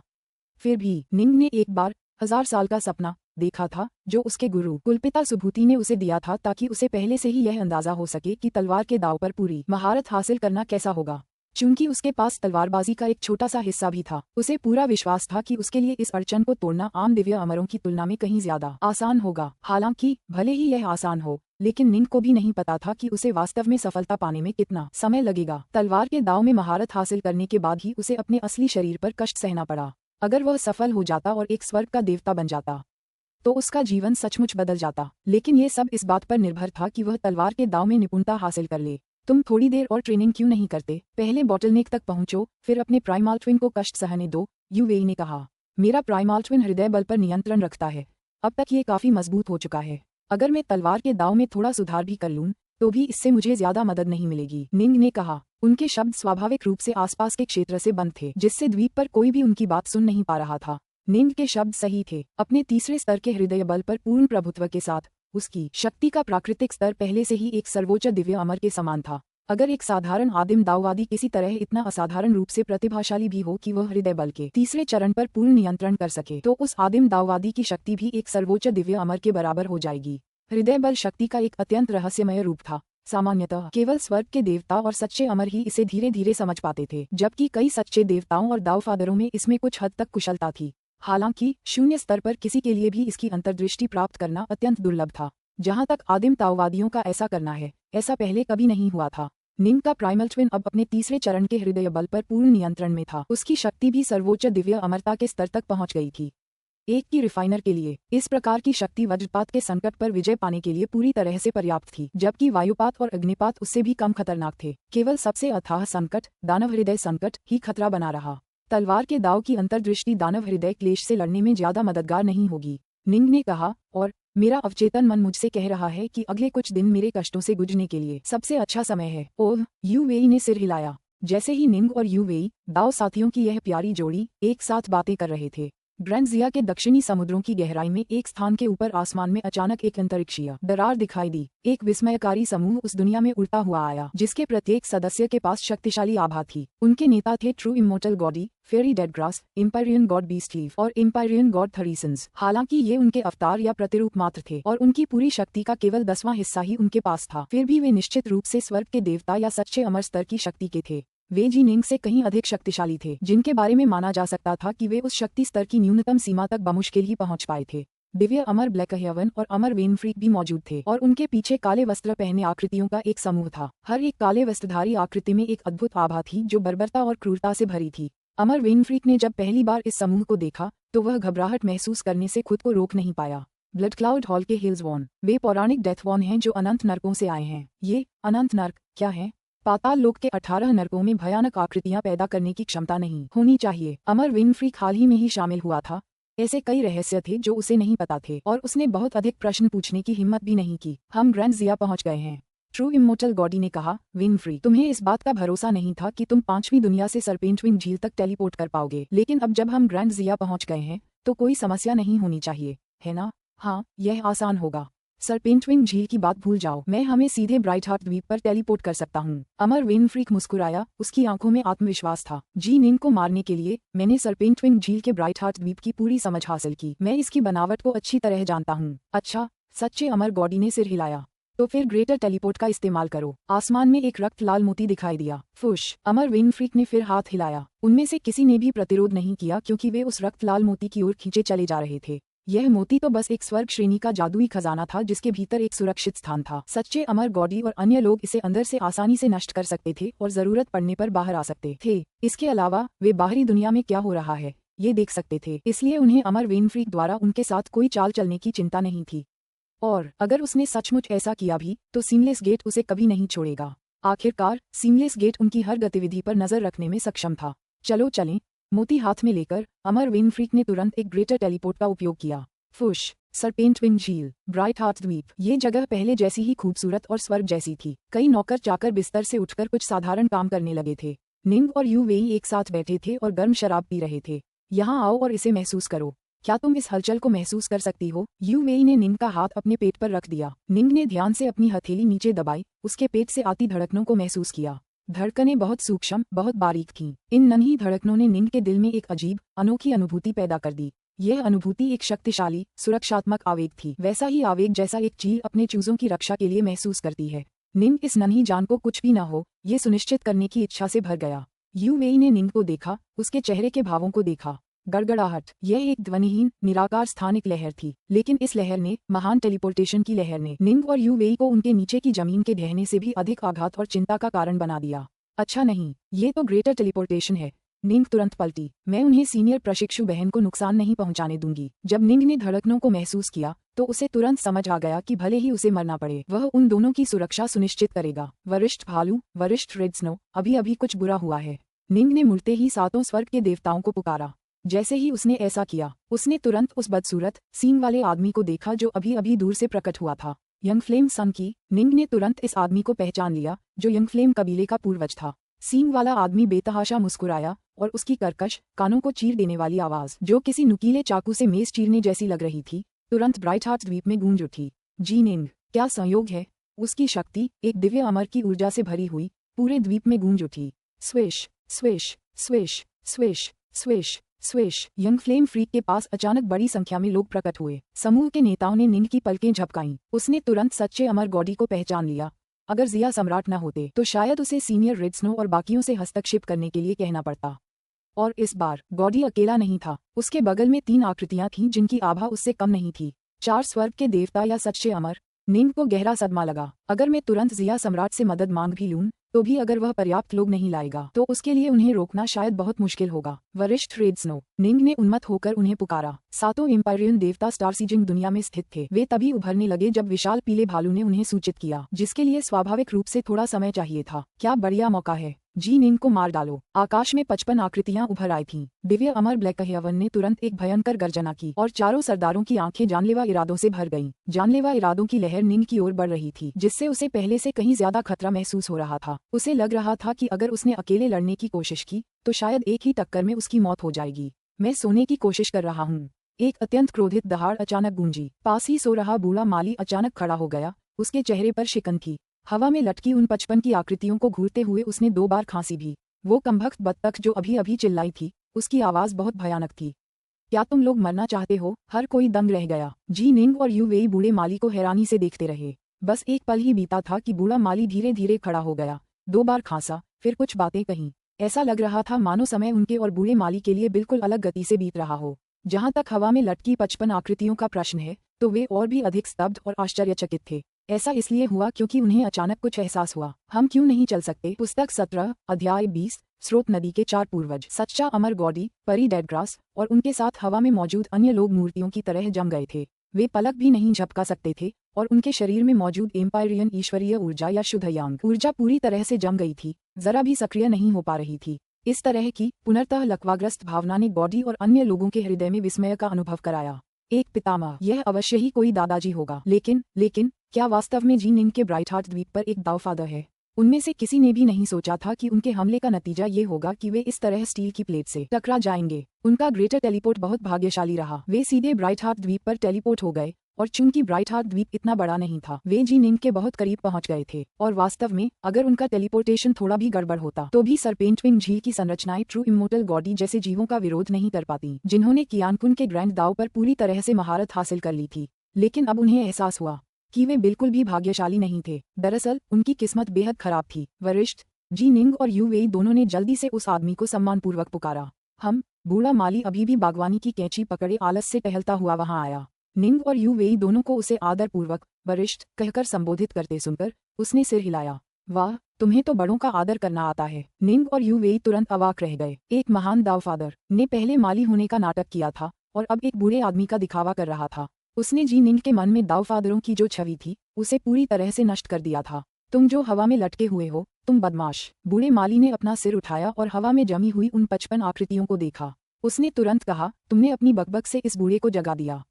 मरने से पहले कुछ कहना चाहोगे? जैसे ही उसने ये शब्द कहे, सच्चे अमर गॉडी और हवा में मौजूद अन्य लोगों को अचानक ऐसा महसूस हुआ जैसे अब उनके मुंह हिल सकते हैं। हमने गलती से आपको नाराज कर दिया, वरिष्ठ, सच्चे अमर गॉडी ने सम्मानपूर्वक कहा। वरिष्ठ, कृपया हमें जाने दें, परी डेडग्रास ने बहुत धीमी आवाज में कहा। सीमलेस गेट की सभी सेनाएं बेहद विनम्र व्यवहार कर रही थीं। हालांकि वे अपने शुरुआती सदमे से जल्दी ही उबर गए थे। अगर यह कोई दावफादर होता तो शायद वह यूं ही कोई ऐसा काम नहीं करता जिससे युद्ध छिड़ जाए। दोनों तरफ के दावफादर अभी भी पीछे हटे हुए थे। हो सकता है कि जिस दावफादर से वे टकराए थे वह थोड़ी देर के लिए उनका मजाक उड़ाए, लेकिन उन्हें जीने दे। जहां तक उनका सवाल था, किसी अवतार या क्लोन की मृत्यु कोई बड़ी बात नहीं थी। असल में मायने तो उनके पास मौजूद महत्वपूर्ण खजानों से था। दरअसल उनके पास कई उच्च स्तरीय शुद्ध यान खजाने थे। यही वजह थी कि उनके अवतार और क्लोन इतनी जबरदस्त शक्तियां प्रकट करने में सक्षम थे। दिव्य अमर ब्लैक हेवन इतना क्रोधित हो गया था कि उसका क्लोन एक प्रोटोकॉस्मिक आत्मा खजाना भी ले आया था। लगता है हम इस ताज़ा संकट से गुजर चुके हैं।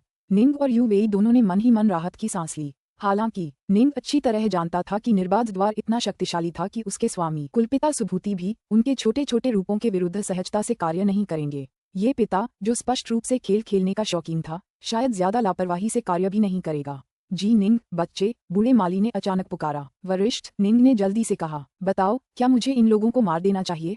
बूढ़ा माली निंग की तरफ मुस्कुराया। अगर तुम कहोगी कि मुझे मार देना चाहिए तो मैं उन्हें मार दूंगा। अगर तुम कहोगी कि मुझे नहीं मारना चाहिए तो मैं उन्हें छोड़ दूंगा।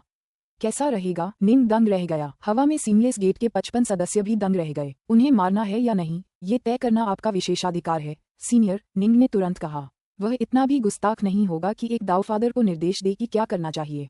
अगर ये दावफादर सिर्फ मजाक कर रहा था, असल में लड़ाई शुरू नहीं करना चाहता था, और अगर निंग ने कुछ गलत कहा तो बहुत बुरा होगा। लगता है तुम्हें अब भी थोड़ा शक हो रहा है, बूढ़े माली ने आह भरी। अगर इस बूढ़े को ऐसा लगता तो मैं ताओवादी नेता के प्यारे प्यारे लू डोंगबिन को भी मार डालता। इन लोगों की तो बात ही क्या। निंग हैरान रह गया। इस क्षण में सच्चे अमर गॉडी, परी डेडग्रास, स्वर्गीय अमर ब्लैक हेवन, एम्पायरियन भगवान थरीसन, एम्पायरियन भगवान बीस्टलीफ और अमर विनफ्रीड के चेहरे, जो अभी भी हवा में मंडरा रहे थे, बदल गए। बूढ़े युआन, वे सभी समझ गए कि यह व्यक्ति कौन था। वरिष्ठ, क्या आप बूढ़े युआन हैं?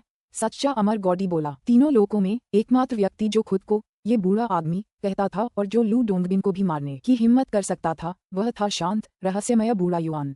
मैं वही हूँ। बूढ़ा माली उनकी तरफ देखते हुए खुशी से हंसा। अब क्या तुम्हारे दिल में कोई सवाल है कि मैं तुम्हें मारने की हिम्मत करूंगा या नहीं? निर्बाध द्वार की सेनाएं आतंक से त्रस्त थीं। वे अब शांत नहीं रह पा रहे थे, बल्कि मन ही मन कोस रहे थे। महामहिम वृद्ध युआन, अगर आप हमें मारना चाहते हैं तो मार ही डालिए। आप हमसे इतना कुछ क्यों कह रहे हैं? ऐसा लग रहा था मानो इस आदमी के बारे में किंवदंतियां सच हों। वृद्ध युआन सचमुच एक पागल बूढ़ा आदमी था। बूढ़े युआन निंग ने भी आश्चर्य से अपना चेहरा दिखाया। बदले में युवेई ने लू डोंगबिन से 3 लोगों के कुछ दावफादर्स के बारे में सीखा था। हालांकि निंग ने माउंट इनहॉट में अपने प्रवास के दौरान तीनों लोगों के सभी सच्चे देवताओं और ताओपिताओं की जांच पड़ताल करने के लिए कोई खास प्रयास नहीं किया था। फिर भी माउंट इनहॉट लीग के अनुयायी जब बोर होते थे तो अक्सर कुछ सबसे श्रेष्ठ सच्चे देवताओं और ताओपिताओं के बारे में गपशप करते थे। इस व्यक्ति ओल्ड मैन युआन का जिक्र अक्सर होता था। बूढ़ा युआन भी उन सच्चे देवताओं में से एक था जो आदिकालीन अराजकता से उत्पन्न हुए थे। हालांकि उसकी बोध क्षमताएं ताओवादी त्रिजीवनों से कहीं बेहतर थीं और उसका दर्जा भी कहीं ऊंचा था। उसने बहुत पहले ही एक स्वर्गीय ताओ में महारत हासिल कर ली थी और महान आकाश का ताओपिता बन गया था। ऐसा करने के बाद उसकी शक्ति एक अत्यंत हास्यास्पद स्तर पर पहुंच गई थी। वह न तो ताओवादी मार्ग से संबंधित था, न ही बौद्ध संघ से। वह स्वयं एक शक्ति बन गया था और उसके पास स्वयं अपार शक्ति थी। वह वास्तव में त्रिलोकों के सबसे सर्वोच्च ताओपिताओं में से एक था और उसके संरक्षण में 2 अन्य ताओपिता थे। इसके अलावा उसके 3 आजीवन मित्र भी थे जो 3 अत्यंत शक्तिशाली ताओपिता भी थे। तीनों लोकों में इन चारों को स्रोत नदी के 4 पूर्वज कहा जाता था। 1. युआन नाम का अर्थ स्रोत है। स्रोत नदी के चारों पूर्वज अत्यंत घनिष्ठ मित्र थे। वे हमेशा एक साथ आक्रमण करते और पीछे हटते थे। वे चारों अत्यंत शक्तिशाली दैवीय पिता थे और यदि उनके विभिन्न शिष्यों और मित्रों को भी शामिल कर लिया जाए तो उन्हें तीनों लोगों की एक अत्यंत शक्तिशाली शक्ति माना जाएगा। जहाँ तक बूढ़े युआन की बात है, वह स्रोत नदी के 4 पूर्वजों में सबसे शक्तिशाली सदस्य था। वह उनका नेता था। वह वास्तव में कितना शक्तिशाली था कोई भी निश्चित रूप से नहीं जानता था। कुछ लोगों का कहना था कि तार्किक रूप से बूढ़ा युआन बौद्ध संघ और ताओवादी मार्ग के दोनों नेताओं से कमजोर था। दूसरों का कहना था कि बूढ़ा युआन उन दोनों नेताओं के बराबर होना चाहिए। संक्षेप में, यह एक पागल फिर भी भयानक रूप से शक्तिशाली बूढ़ा आदमी था। धिक्कार है। सच्चे अमर गॉडी और अन्य लोगों के दिलों में दुख का अनुभव हुआ। तीनों क्षेत्र वर्तमान में 2 प्रमुख गठबंधनों में विभाजित थे। कुलपिता सुभूति जैसे लोगों ने बहुत पहले ही एक गठबंधन चुन लिया था, लेकिन स्रोत नदी के 4 पूर्वज तटस्थ रहे थे। अंततः इन दोनों गठबंधनों के बीच युद्ध में शामिल होने से कोई भी बच नहीं सकता था। लेकिन अभी युद्ध के वास्तविक रूप से शुरू होने से पहले दोनों पक्ष स्रोत नदी के 4 पूर्वजों से सक्रिय रूप से मिल रहे थे। उन्हें ऐसा करना ही था। चारों बहुत शक्तिशाली थे। ये 4 साधारण दैवीय पिता नहीं थे। ये चारों आदिकालीन अराजकता के सच्चे देवताओं के रूप में जन्मे थे और दैवीय पिताओं में शक्ति के शिखर पर थे। विशेष रूप से वृद्ध युआन तीनों लोगों की सर्वोच्च शक्तियों में से एक थे। यदि सुभूति ने इन 55 लोगों को मारने का साहस किया तो सीमलेस गेट के पीछे की प्रमुख शक्तियां संभवतः जवाबी हमला करेंगी। आखिरकार वे दुश्मन थे, लेकिन अगर बूढ़ा युआन ही उन्हें मारने वाला होता तो सीमलेस गेट के पीछे की प्रमुख शक्तियां निश्चित रूप से हस्तक्षेप नहीं करती। वे नदी स्रोत के 4 पूर्वजों को अपने साथ लाने के लिए इतनी मेहनत कर रहे थे। अब वे इस बूढ़े को नाराज करने की हिम्मत कैसे कर सकते थे? अब तुम्हें समझ जाना चाहिए कि मैं तुम्हारे साथ मजाक नहीं कर रहा था, है ना? बूढ़ा माली निंग की ओर देखते हुए खुशी से मुस्कुराया। ये बूढ़ा आदमी तुमसे फिर पूछेगा, क्या मुझे उन्हें मार देना चाहिए? अगर तुम हाँ कहोगे तो मैं उन्हें मार दूंगा। निंग को अब जरा भी हिचकिचाहट नहीं हुई। उसने सिर हिलाया। तुम्हें ऐसा करना चाहिए। बहुत बढ़िया। बूढ़े माली ने संतोष से सिर हिलाया। यही तो ज्यादा सही है। वरिष्ठ सीमलेस गेट के लकवाग्रस्त सदस्य, जो अभी भी आसमान में ऊपर लटके हुए थे, भय से भर गए थे। चले जाओ। बूढ़े माली ने लापरवाही से अपनी विशाल बागवानी कैंची बाहर फेंकी और उसे ऊपर की ओर उड़ा दिया। ये स्पष्ट रूप से एक साधारण बागवानी कैंची थी। अगर कोई इससे एक साधारण पत्थर काटने की कोशिश करे तो यह शायद टूट जाएगी। फिर भी यह अब सच्चे अमर और स्वर्ग के देवताओं के मध्य आकाश में मौजूद शरीरों की ओर उड़ रही थी। ऐसे रूपों के प्रतिरूपों के शरीर भी अविश्वसनीय रूप से मजबूत होते। स्नेक, ये कागज को चीरने जैसा था। किसी दिव्य देवता का शरीर 2 भागों में बट गया और फिर उसकी आभाएं गायब हो गईं। वह मृत से भी ज्यादा मृत था। Snake, snake, snake. True Immortal Goddy, fairy Dead grass और इमोर्टल वेनफ्रीक बुरी तरह डर गए थे। वे बार बार सीनियर पुकार रहे थे, लेकिन स्नेक, स्नेक, स्नेक। फिर भी बागवानी कैंची से कटकर उनकी मौत हो गई। पलक झपकते ही सीमलेस गेट के सभी 55 सदस्य मारे गए। हालांकि धातु की कैंची काफी धीमी गति से चल रही थी, फिर भी कोई बड़ी शक्ति हस्तक्षेप करने के लिए प्रकट नहीं हुई। निंग की आंखें चमक उठीं जब उसने ये देखा। आश्चर्यजनक, उन बदमाशों ने वास्तव में निंग के घर पर हमला किया था। उन्हें मारा जाना अद्भुत था। ओहो, हालांकि सीमलेस गेट के उन छोटे छोटे सेवकों ने सिर्फ अपने क्लोन और अवतार ही भेजे थे, फिर भी वे अपने साथ कुछ अच्छी चीजें भी लाए थे। 3 उच्च श्रेणी के शुद्ध यान खजाने और एक प्रोटोकॉस्मिक आत्मा खजाना।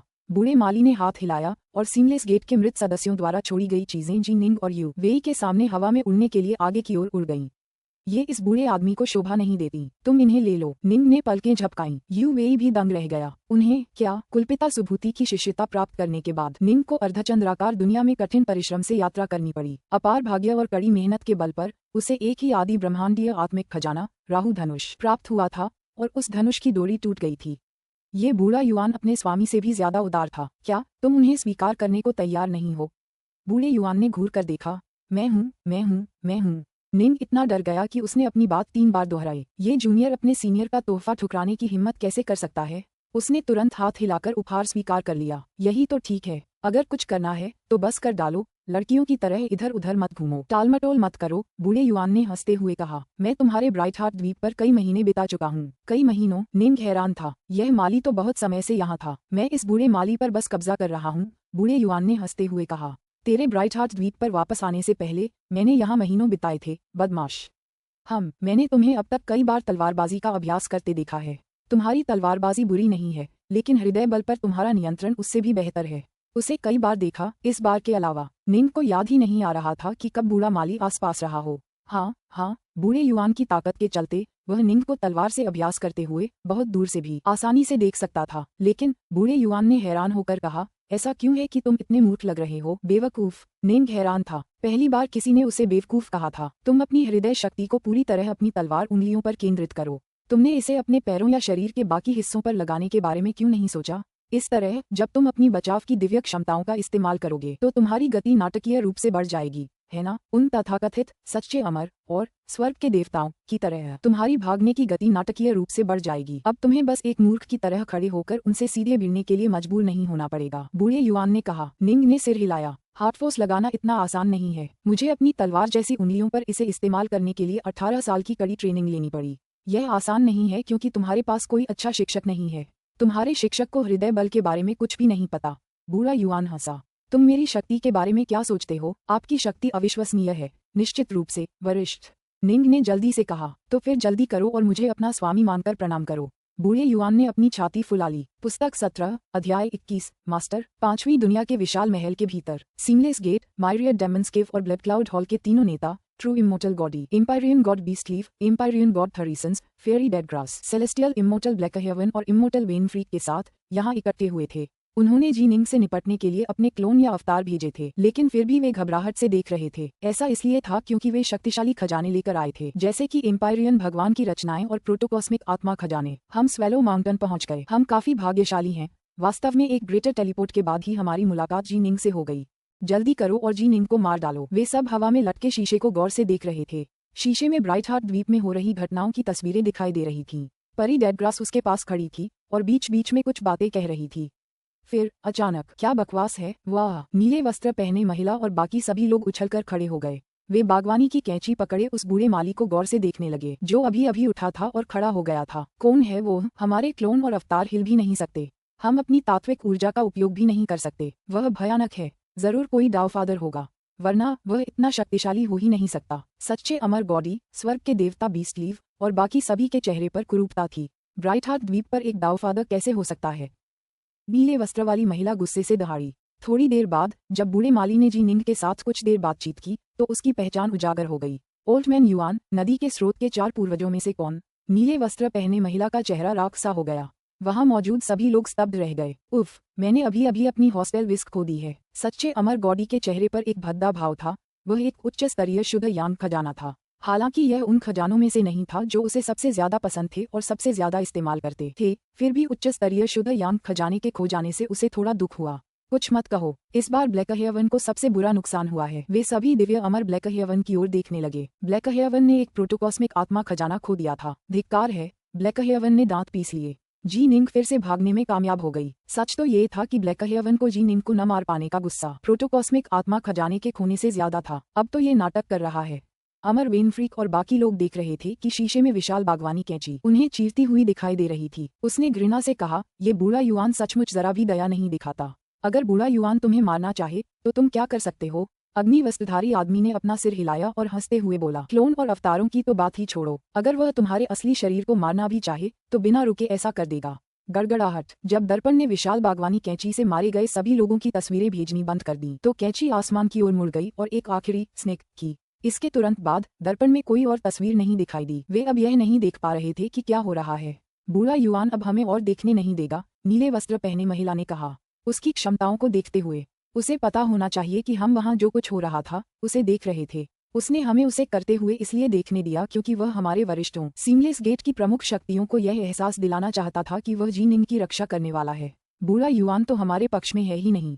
क्या उसे सचमुच लगता है कि वह जिसे चाहे बचा सकता है?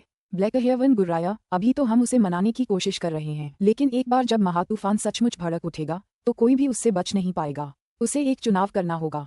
जीनिंग का गुरु तो पहले से ही एक दावफादर है और वह भी एक दुश्मन। अगर बूढ़ा युआन हमारे साथ आने का फैसला करता है तो भविष्य में वह जीनिंग के गुरु का दुश्मन बन जाएगा। मुझे यकीन नहीं है कि वह तब भी जीनिंग की रक्षा करेगा, और अगर वह हमारे साथ नहीं आता तो हम जीनिंग को मारने के लिए आगे बढ़ते समय उसे पूरी तरह से नजरअंदाज कर सकते हैं। वहां उपस्थित सभी लोगों ने सिर हिलाया, लेकिन तूफान अभी पूरी तरह से फूटना बाकी है। नीले वस्त्र पहने महिला ने अपना सिर हिलाया। बूढ़ा युआन अभी भी एक तरफ खड़ा देख रहा है। उसने अभी तक कोई सही फैसला नहीं किया है। हमें बूढ़े युआन को नाराज नहीं करना चाहिए। तुम बहुत ज्यादा सोच रहे हो। ब्लैक हेवन हंसा। क्या तुम्हें लगता है कि यह तुम्हारे लिए चिंता की बात है? नीले वस्त्र पहने महिला का चेहरा उतर गया।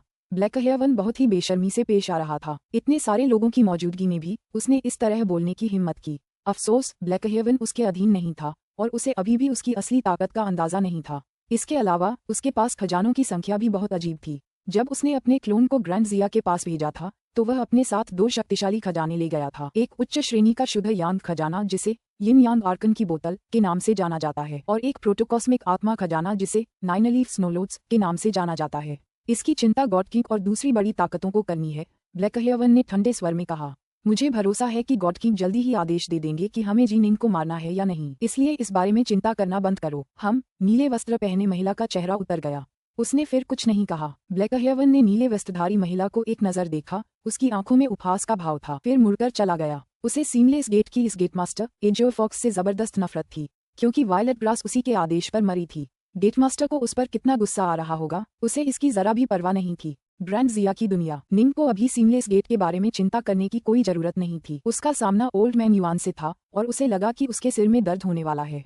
उसे अपना स्वामी मान ले। वह समझ सकता था कि चूंकि बूढ़ा युआन उसका व्यक्तिगत निरीक्षण करने आया था, इसलिए उसने निश्चय कर लिया था कि निंग में एक ढलने लायक प्रतिभा है।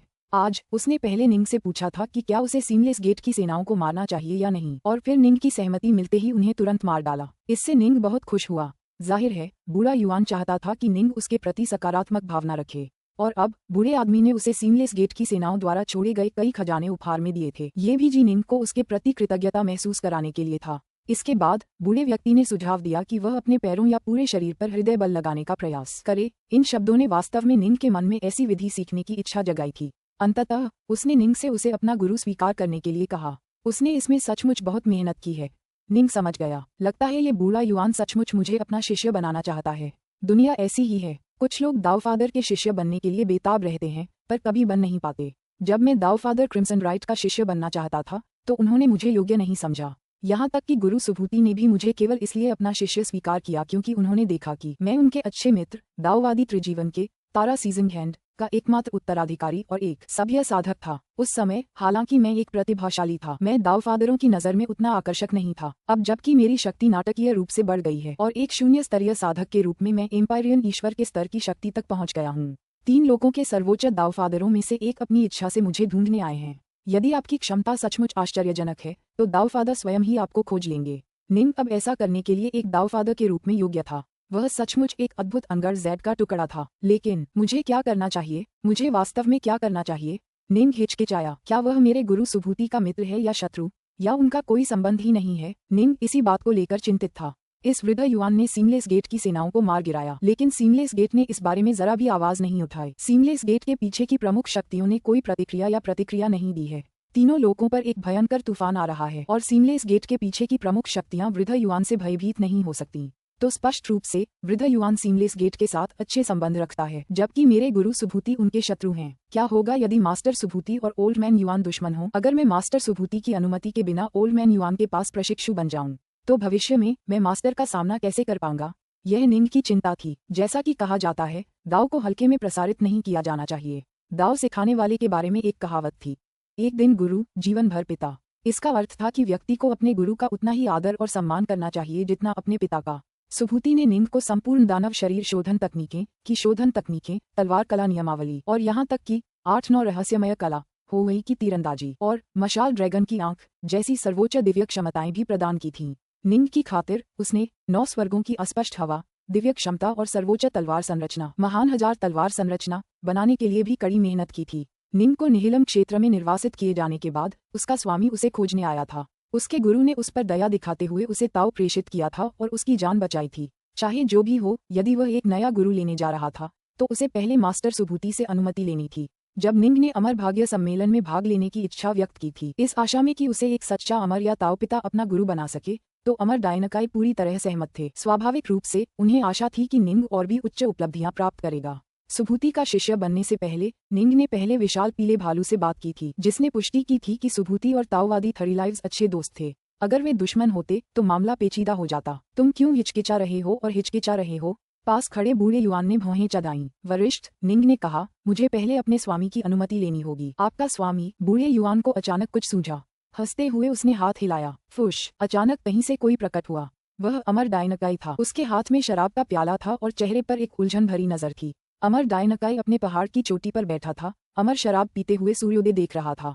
किसने सोचा होगा कि वह अचानक यहाँ टेलीपोर्ट हो जाएगा? शिष्य, अमर डायनकाई ने निंग की ओर देखा, फिर निंग के बगल में बैठे बूढ़े युवान की ओर देखा। बूढ़े युवान का चेहरा बदल गया और उसका शरीर भी बदल गया। वह थोड़ा पतला हो गया। गुरुजी! अमर डायनकाई उन्हें देखते ही रोमांचित हो गया। घुटनों के बल गिरकर उसने उत्साह से कहा, गुरुजी, मैं आखिरकार आपसे फिर मिल ही गया। अरे, हमारे रिश्ते को बड़ा चढ़ाकर मत बताओ, बूढ़े युवान ने जल्दी से कहा।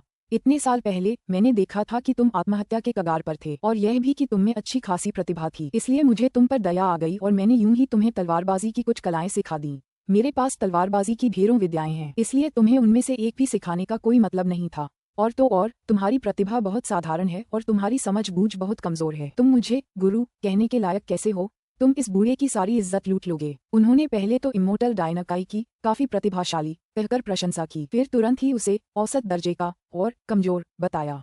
फिर भी हर कोई जानता था कि उसका क्या मतलब था। स्पष्टतः अमर डायनकाई को तीनों लोगों के अनगिनत साधकों की तुलना में काफी प्रतिभाशाली माना जाएगा, लेकिन वह वृद्ध युवान का शिष्य बनने के योग्य नहीं था। हालांकि ये शब्द थोड़े अप्रिय थे, अमर डायनकाई को जरा भी क्रोध नहीं आया।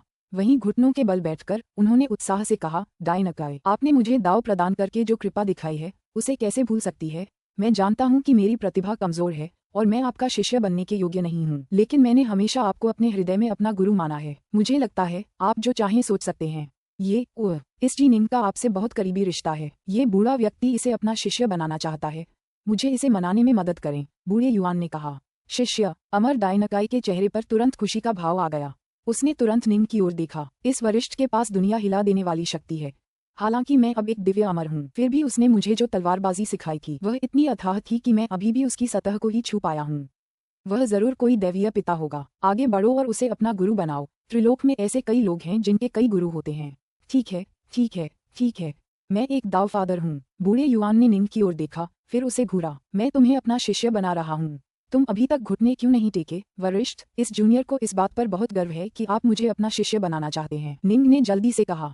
लेकिन ये जूनियर पहले ही एक दाव फादर को गुरु मान चुका है और यह बात बहुत से लोग जानते हैं। उनकी स्वीकृति के बिना इस जूनियर के लिए आपको भी गुरु के रूप में स्वीकार करना उचित नहीं है। वरिष्ठ, ओह, आप अपने इस दाव फादर गुरु के प्रति काफी सम्मान रखते हैं।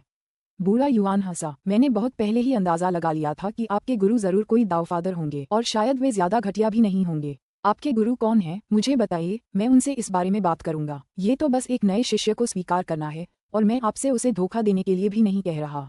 यह कोई मामूली बात है। आपके दाव फादर गुरु का नाम क्या है? सीमलेस गेट के पीछे बैठे देवराज को तो जवाब पता था, लेकिन बूढ़े युवान को नहीं। सचमुच, सीमलेस गेट की खुफिया व्यवस्थाएं वाकई भयानक थीं। निंग ने ईमानदारी से कहा, गुरु का नाम वर्जित है। ये जूनियर इसे बोलने की हिम्मत नहीं करता। सुभूति ने बहुत पहले ही आदेश दिया था कि निंग को दूसरों को ये बताने की अनुमति नहीं है कि उसके गुरु कौन हैं। अरे बेवकूफ खीरे, तू मुझे अपने मालिक का नाम भी नहीं बता सकता? क्या तेरा मालिक सच में इतना बदमाश है? तेरा मालिक कौन है? नुवा, बूढ़े युवान ने आंखें फाड़कर उसे घूरा। मैं उसका मालिक हूँ, एक शांत आवाज गूंजी। आसपास की प्राकृतिक ऊर्जा संघनित होने लगी और ताओवादी वस्त्र पहने एक दुबला पतला सफेद दाढ़ी वाला बूढ़ा आदमी कहीं से प्रकट हुआ। पुस्तक 17, अध्याय 22, एक सुंदर प्रस्थान। यूवेई और अमर डायनकाई को अचानक लगा कि उनके आसपास का स्पेस टाइम बदल रहा है और धुंधला हो रहा है। जब तक उनका परिवेश फिर से ठोस हो गया, वे अब ऑटम लीफ के बगल वाले गलियारे में थे। अमर डायनाकाई और यूवेई को अचानक प्रकट होते देख ऑटम लीफ चौंक गई। उसने तुरंत दोनों से कहा, मैडम अमर डायनाकाई, ऐसा लगता है कि वे नहीं चाहते कि हम देखें। अमर डायनाकाई ने असहाय हंसी के साथ कहा, मुझे आश्चर्य है कि कनिष्ठ प्रशिक्षु भाई का गुरु कौन है। यूवेई भी उत्सुक था। अभी अभी उन्होंने सिर्फ ये शब्द सुने थे, मैं उसका मालिक हूँ, और फिर उन्हें जबरदस्ती टेलीपोर्ट कर दिया गया। उन्होंने उस आदमी को देखा तक नहीं था, और जीनिंग का मालिक कौन है ये जानना तो दूर की बात थी। क्या हुआ? ऑटम लीफ ने उत्सुकता से पूछा। तुमने युवा मास्टर के शिक्षक के बारे में कुछ कहा? कुछ नहीं। यूवेई ने सिर हिलाया और मुस्कुराई। यह अच्छी बात है, लेकिन यह ऐसी बात नहीं है जिसके बारे में हमें पता हो। ओह, ऑटम लीफ ने सिर हिलाया और आगे कुछ नहीं पूछा।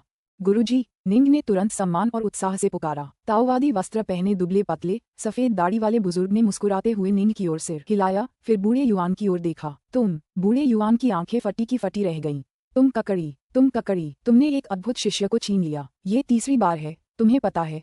कुलपिता सुभूति ने आह भरी। तुम हमेशा उन शिष्यों के पीछे क्यों आते हो जिन्हें मैं अपने यहाँ लाता हूँ और शिक्षा देता हूँ? निंग ने पलकें झपकाईं। The third time. ऐसा लग रहा था मानो बूढ़ा युवान अपने 2 साथी शिष्यों के पीछे भी गया था। आहा, मैं बस इतना कह सकता हूँ कि तुम छात्रों को पढ़ाने में कमाल के हो, सुभूति। बूढ़ा युवान हंसा। चूंकि तुम हो, सुभूति, इसलिए सब कुछ आसान हो जाता है। पिछली बार हम एक समझौते पर पहुंचे थे, है ना? आगे बढ़ो और मुझे जो भी चाहिए बताओ। इस बूढ़े के पास बहुत सारा खजाना है और मैं उसे खर्च करने को तैयार हूँ। मैं तुम्हारी किसी भी मांग से नहीं डरता। जी निंग, क्या तुम तैयार हो? सुभूति ने निंग की ओर देखा। मैं हर बात में आपके आदेशों का पालन करूंगा, गुरु, निंग ने आदरपूर्वक कहा। अगर इससे उसके गुरु के लिए मुश्किलें न खड़ी होती तो कोई समस्या ही नहीं होती।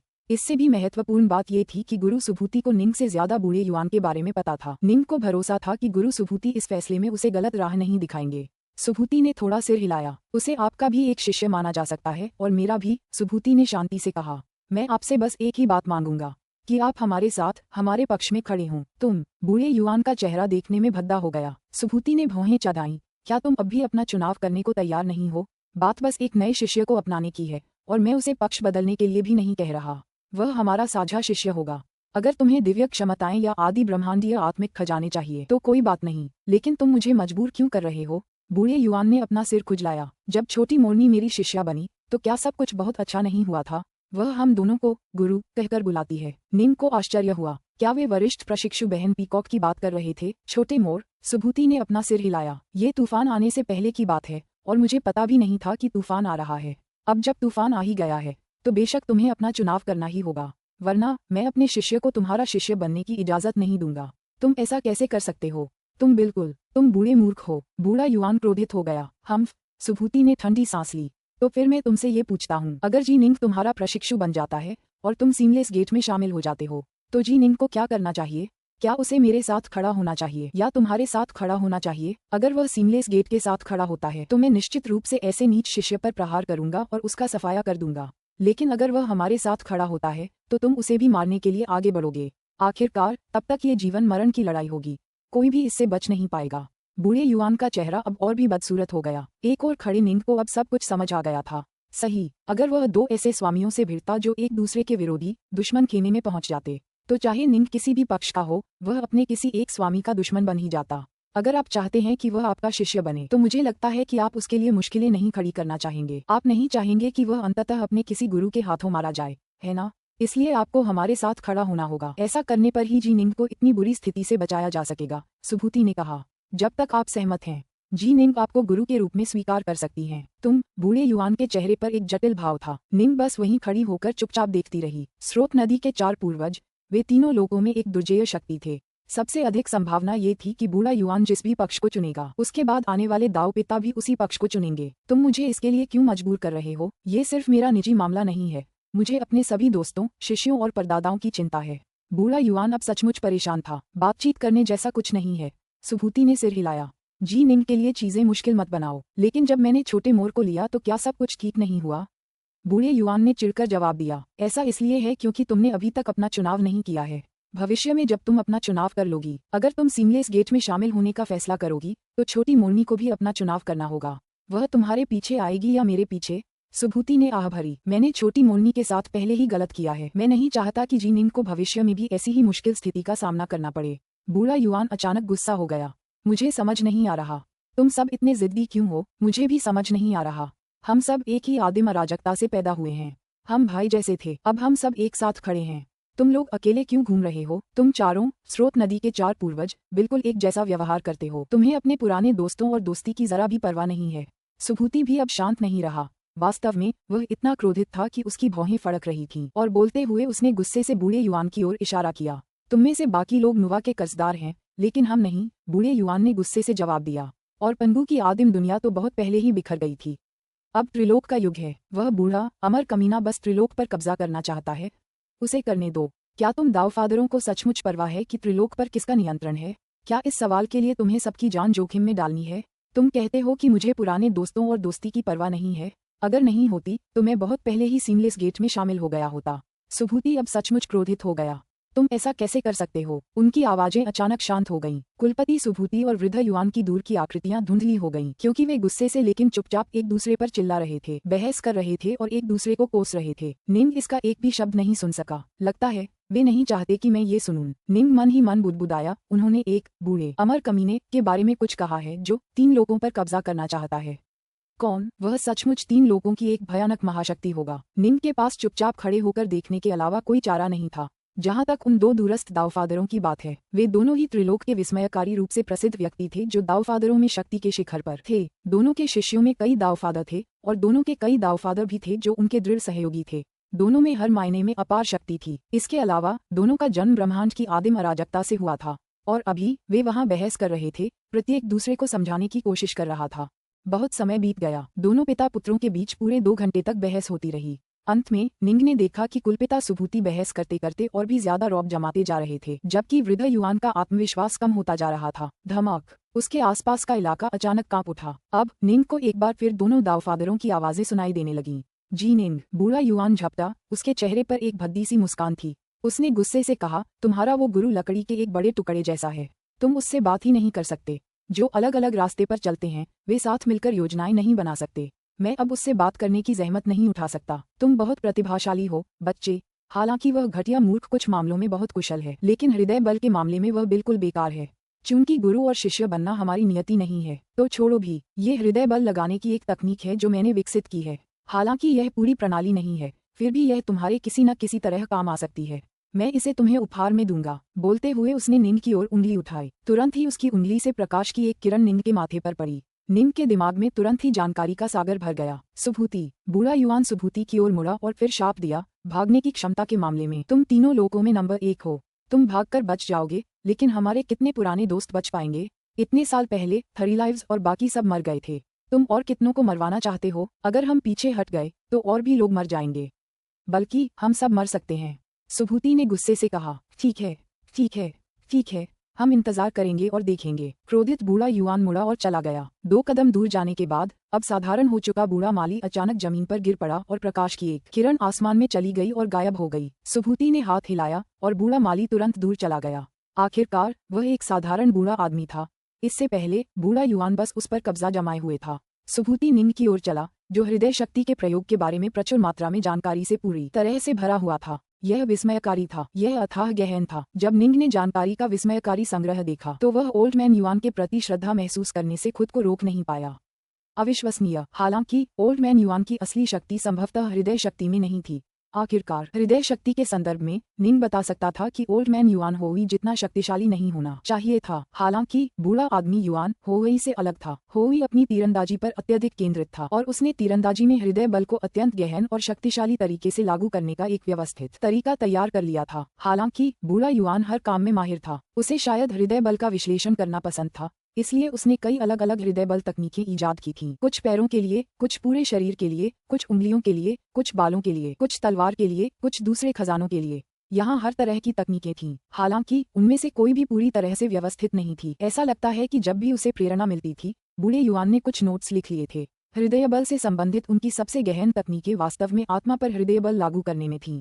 इससे आत्मा और भी अधिक जादुई खजानों को नियंत्रित कर सकती थी। उदाहरण के लिए, जहां सामान्यतः निंग ग्रेटर थाउजेंड स्वॉर्ड्स फॉर्मेशन के केवल तीसरे स्तर को ही नियंत्रित कर पाता था, वहीं अगर वह अपनी आत्मा पर हृदय बल लागू करता तो वह छठे स्तर या यहाँ तक कि 7वें स्तर को भी नियंत्रित कर सकता था। यह एक ऐसी तकनीक थी जिसे सीखने के लिए निंग सचमुच उत्सुक था। हार्टफोर्स एक मार्शल की तरह था जिसमें आत्मा सैनिक थे। अगर कोई इन दोनों का सही इस्तेमाल करे तो जितने जादुई खजाने नियंत्रित किए जा सकते थे वे तुरंत फट जाते। इसके अलावा हार्टफोर्स की खपत नगण्य थी। आखिरकार ये सिर्फ एक कमांडर का काम करता था और इसका ज्यादा हिस्सा जलकर नष्ट नहीं होता था। हालांकि शक्ति में वृद्धि अभी भी आश्चर्यजनक थी। यह निश्चित रूप से किसी भी की रिफाइनर के लिए एक मारक तकनीक थी।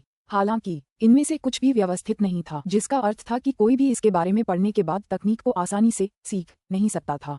फिर भी निंग इस कला से अनजान बाहरी व्यक्ति नहीं था। वह एक ऐसा व्यक्ति था जिसने होवी की तीरंदाजी के जरिए हृदय बल लगाना सीखने के बाद पहले अपनी तलवारों पर हृदय बल लगाने का तरीका निकाला, फिर अपनी तलवारों पर हृदय बल लगाने का तरीका निकाला। निंग खुद इन तकनीकों को बनाने में सक्षम था। अब बूढ़े युआन की और भी गहरी तकनीकों को देखने के बाद वह निश्चित रूप से उनसे प्रेरित हुआ और उसे नई अंतर्दृष्टि मिली। ये अंतर्दृष्टियां निंग को अपने पैरों, अपने पूरे शरीर, यहाँ तक कि अपनी आत्मा पर भी हृदय बल लगाने की एक उपयुक्त विधि बनाने में सक्षम बनाने के लिए पर्याप्त थीं। ओल्ड मैन युआन की अपनी तकनीकों के अलावा ऐसी तकनीकें भी थीं जिन्हें अन्य प्रमुख शक्तियों ने हृदय बल के प्रयोग के लिए तैयार किया था। ये सभी गैर व्यवस्थित हृदय बल तकनीकें इस संग्रह को हृदय सूत्र के नाम से जाना जाता था। हृदय सूत्र, इस हृदय सूत्र के साथ मैं हर पहलू में नाटकीय रूप से और अधिक शक्तिशाली हो जाऊंगा, चाहे वह नजदीकी मुकाबले में चकमा देना हो, भागना हो या कुछ और। मेरा प्राइमल ट्विन भी और अधिक शक्तिशाली हो जाएगा। निंग इस समय बेहद उत्साहित था। इससे पहले वह केवल अपने हमलों में ही दुर्जेय था, अन्य मामलों में वह काफी कमजोर था। इसलिए लगभग कोई भी स्वर्ग का देवता या सच्चा अमर उसे पकड़ सकता था। अब हालांकि निंग हर क्षेत्र में खुद को बेहतर बना सकेगा। अब उसकी कोई स्पष्ट कमजोरी नहीं रहेगी और इसलिए भविष्य में उसे पकड़ना कहीं ज्यादा मुश्किल हो जाएगा। वाह! निंग ने अपनी आंखें खोलीं। उसके चेहरे पर खुशी के भाव थे। जैसे ही उसने ऐसा किया, उसने अपने गुरु कुलपिता सुभूति को अपने से ज्यादा दूर नहीं खड़े देखा। निंग का चेहरा तुरंत सख्त हो गया। मास्टर, निंग ने तुरंत पुकारा। पुस्तक 17 अध्याय 23 क्लेश से पहले। जी निंग का दिल बैठ गया। वह समझ गया कि उसके गुरु सुभूति और वृद्ध युआन के बीच कुछ मतभेद थे। क्या उसके गुरु उसे हृदय सूत्र का प्रशिक्षण लेने से मना करने वाले थे? बूढ़े युआन ने तुम्हें क्या संदेश दिया? सुभूति ने पूछा। हृदय सूत्र। निंग ने इसे छिपाने की हिम्मत नहीं की। इसमें विभिन्न हृदय बल प्रयोग तकनीकों के साथ उनके कई अनुभव, साथ ही कुछ अन्य दावफादरों की हृदय बल प्रयोग तकनीकों का मिश्रण शामिल है। हालांकि ये सभी अव्यवस्थित हैं, लेकिन फिर भी ये मेरे लिए बहुत लाभदायक होंगे, खासकर वह तकनीक जो आत्मा पर हृदय बल के प्रयोग से संबंधित है। ये महान सहस्त्र तलवार संरचना को नियंत्रित करने के साथ साथ दानव हृदय क्लेश पर विजय पाने में मेरे लिए बहुत मददगार होगी। सुभूति ने निंग को एक नजर देखा, फिर एक शांत मुस्कान बिखेरी। तुम्हारे गुरु पांडित्यपूर्ण या अड़ियल किस्म के नहीं हैं। चूंकि दावफादर युआन ने तुम्हें ये सूत्र दिया है और चूंकि उन्होंने तुम्हें अपना शिष्य बनने के लिए मजबूर नहीं किया है, तो आगे बढ़ो और इससे सीखो। अगर भविष्य में दावफादर युआन हमारे साथ खड़े होने का फैसला करते हैं, तो स्वाभाविक रूप से तुम उनकी कृपा का बदला चुकाओगे। लेकिन अगर वह निर्बाध द्वार के साथ खड़े होते हैं, तो जब हमारे दोनों गठबंधनों के बीच मौत का युद्ध छिड़ जाता है, तो तुम्हें अपनी पूरी ताकत से उनसे लड़ना होगा। ये तब भी सच होगा जब वह वास्तव में तुम्हारे गुरु हों। केवल एक तकनीक का संचार करने की तो बात ही छोड़ो। निंग का दिल कांप उठा। उसने तुरंत कहा, आपका शिष्य समझ गया है। ये तो तूफान था, एक ऐसा तूफान जिसे कोई भी टाल नहीं सकेगा। मुझे उम्मीद है कि वरिष्ठ वृद्ध युआन हमारे साथ खड़े होने का फैसला करेंगे। निंग ने मन ही मन सोचा। जिन सभी के प्रति वह कृतज्ञ था, जैसे कि कुई महल के पूर्व स्वामी जो मृतकों के प्रथम न्यायाधीश थे और जिन्होंने नुवा पेंटिंग उन्हें सौंपी थी, वे सभी नुवा गठबंधन के पक्ष में थे। यहाँ तक कि जिस गुरु से वह कभी नहीं मिले थे, ताओवादी थरीलाइव्स, वे भी नुवा के पक्ष में थे। यही बात स्टारसीजन दुनिया के 7 एम्पायरियन देवताओं के लिए भी सच थी। कुलपिता सुभूति, ताओपिता क्रिम्सन राइट और जिया सम्राट की तो बात ही छोड़िए। उसके और सीमलेस गेट के बीच पहले से ही एक झगड़ा चल रहा था और निंग को सीमलेस गेट के ब्रह्मांड पर कब्जा करने के तरीके से सख्त नफरत थी। एक बार जब उन्होंने तीनों लोगों पर कब्जा कर लिया, तो न सिर्फ उन्होंने व्यवस्था बनाए रखने पर ध्यान नहीं दिया, बल्कि अनगिनत लड़ाइयां और नरसंहार भड़काए। ये बूढ़ा युआन सचमुच एक अत्यंत दुर्जेय व्यक्ति है, सुभूति ने निंग से कहा। उसकी शक्ति शायद मेरी शक्ति से कम नहीं है और उसे विभिन्न प्रकार की तकनीकों का विश्लेषण और शोध करना बहुत पसंद है। वह कई क्षेत्रों में निपुण है और हृदय बल में वह केवल होवी के बाद दूसरे स्थान पर है। हृदय बल के कितने कौशल वह जानता है, इस दृष्टि से वह होवी से भी श्रेष्ठ है। इस हृदय सूत्र पर कुछ प्रयास करो, विशेष रूप से उस भाग पर जो तुम्हें अपनी आत्मा पर हृदय बल का प्रयोग करना सिखाता है। तुम्हें इसकी गहरी समझ प्राप्त करनी होगी। एक बार जब तुम ऐसा कर लोगे, तो स्वर्ग के क्लेश पर विजय पाने की तुम्हारी संभावनाएं काफी बढ़ जाएंगी। आपका शिष्य समझता है।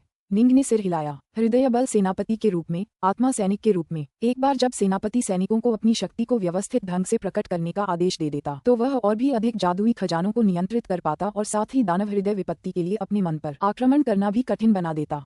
एक कमजोर आत्मा के विरुद्ध एक भयानक दानव हृदय भ्रम उत्पन्न करना आसान था, लेकिन एक शक्तिशाली आत्मा के विरुद्ध ये कहीं अधिक कठिन होता। वास्तव में कुछ ऐसी भयानक आत्माएं भी थीं जो इतनी शक्तिशाली थीं कि दानव हृदय भ्रम उन पर पूरी तरह से हावी नहीं हो पाते थे। एक बार जब निंग अपनी आत्मा पर हृदय बल लगाने की कला सीख लेता, तो उसकी आत्मा तुरंत 10 गुना से भी ज्यादा स्थिर हो जाती। इससे उसके स्वर्गिक क्लेश के दानव हृदय क्लेश से उत्पन्न दानव हृदय ब्रह्म की शक्ति नाटकीय रूप से कम हो जाती। निंग ने कहा, आपके शिष्य के मन में एक अवचेतन भावना है। अगर मैं इस आत्मा हृदय शक्ति तकनीक में निपुण हो जाऊं तो दिव्य क्लेश के दौरान मेरे प्राइमल ट्विन को लगभग कोई खतरा नहीं होगा। क्या आपके शिष्य को क्लेश में देरी करनी चाहिए? कोई जरूरत नहीं।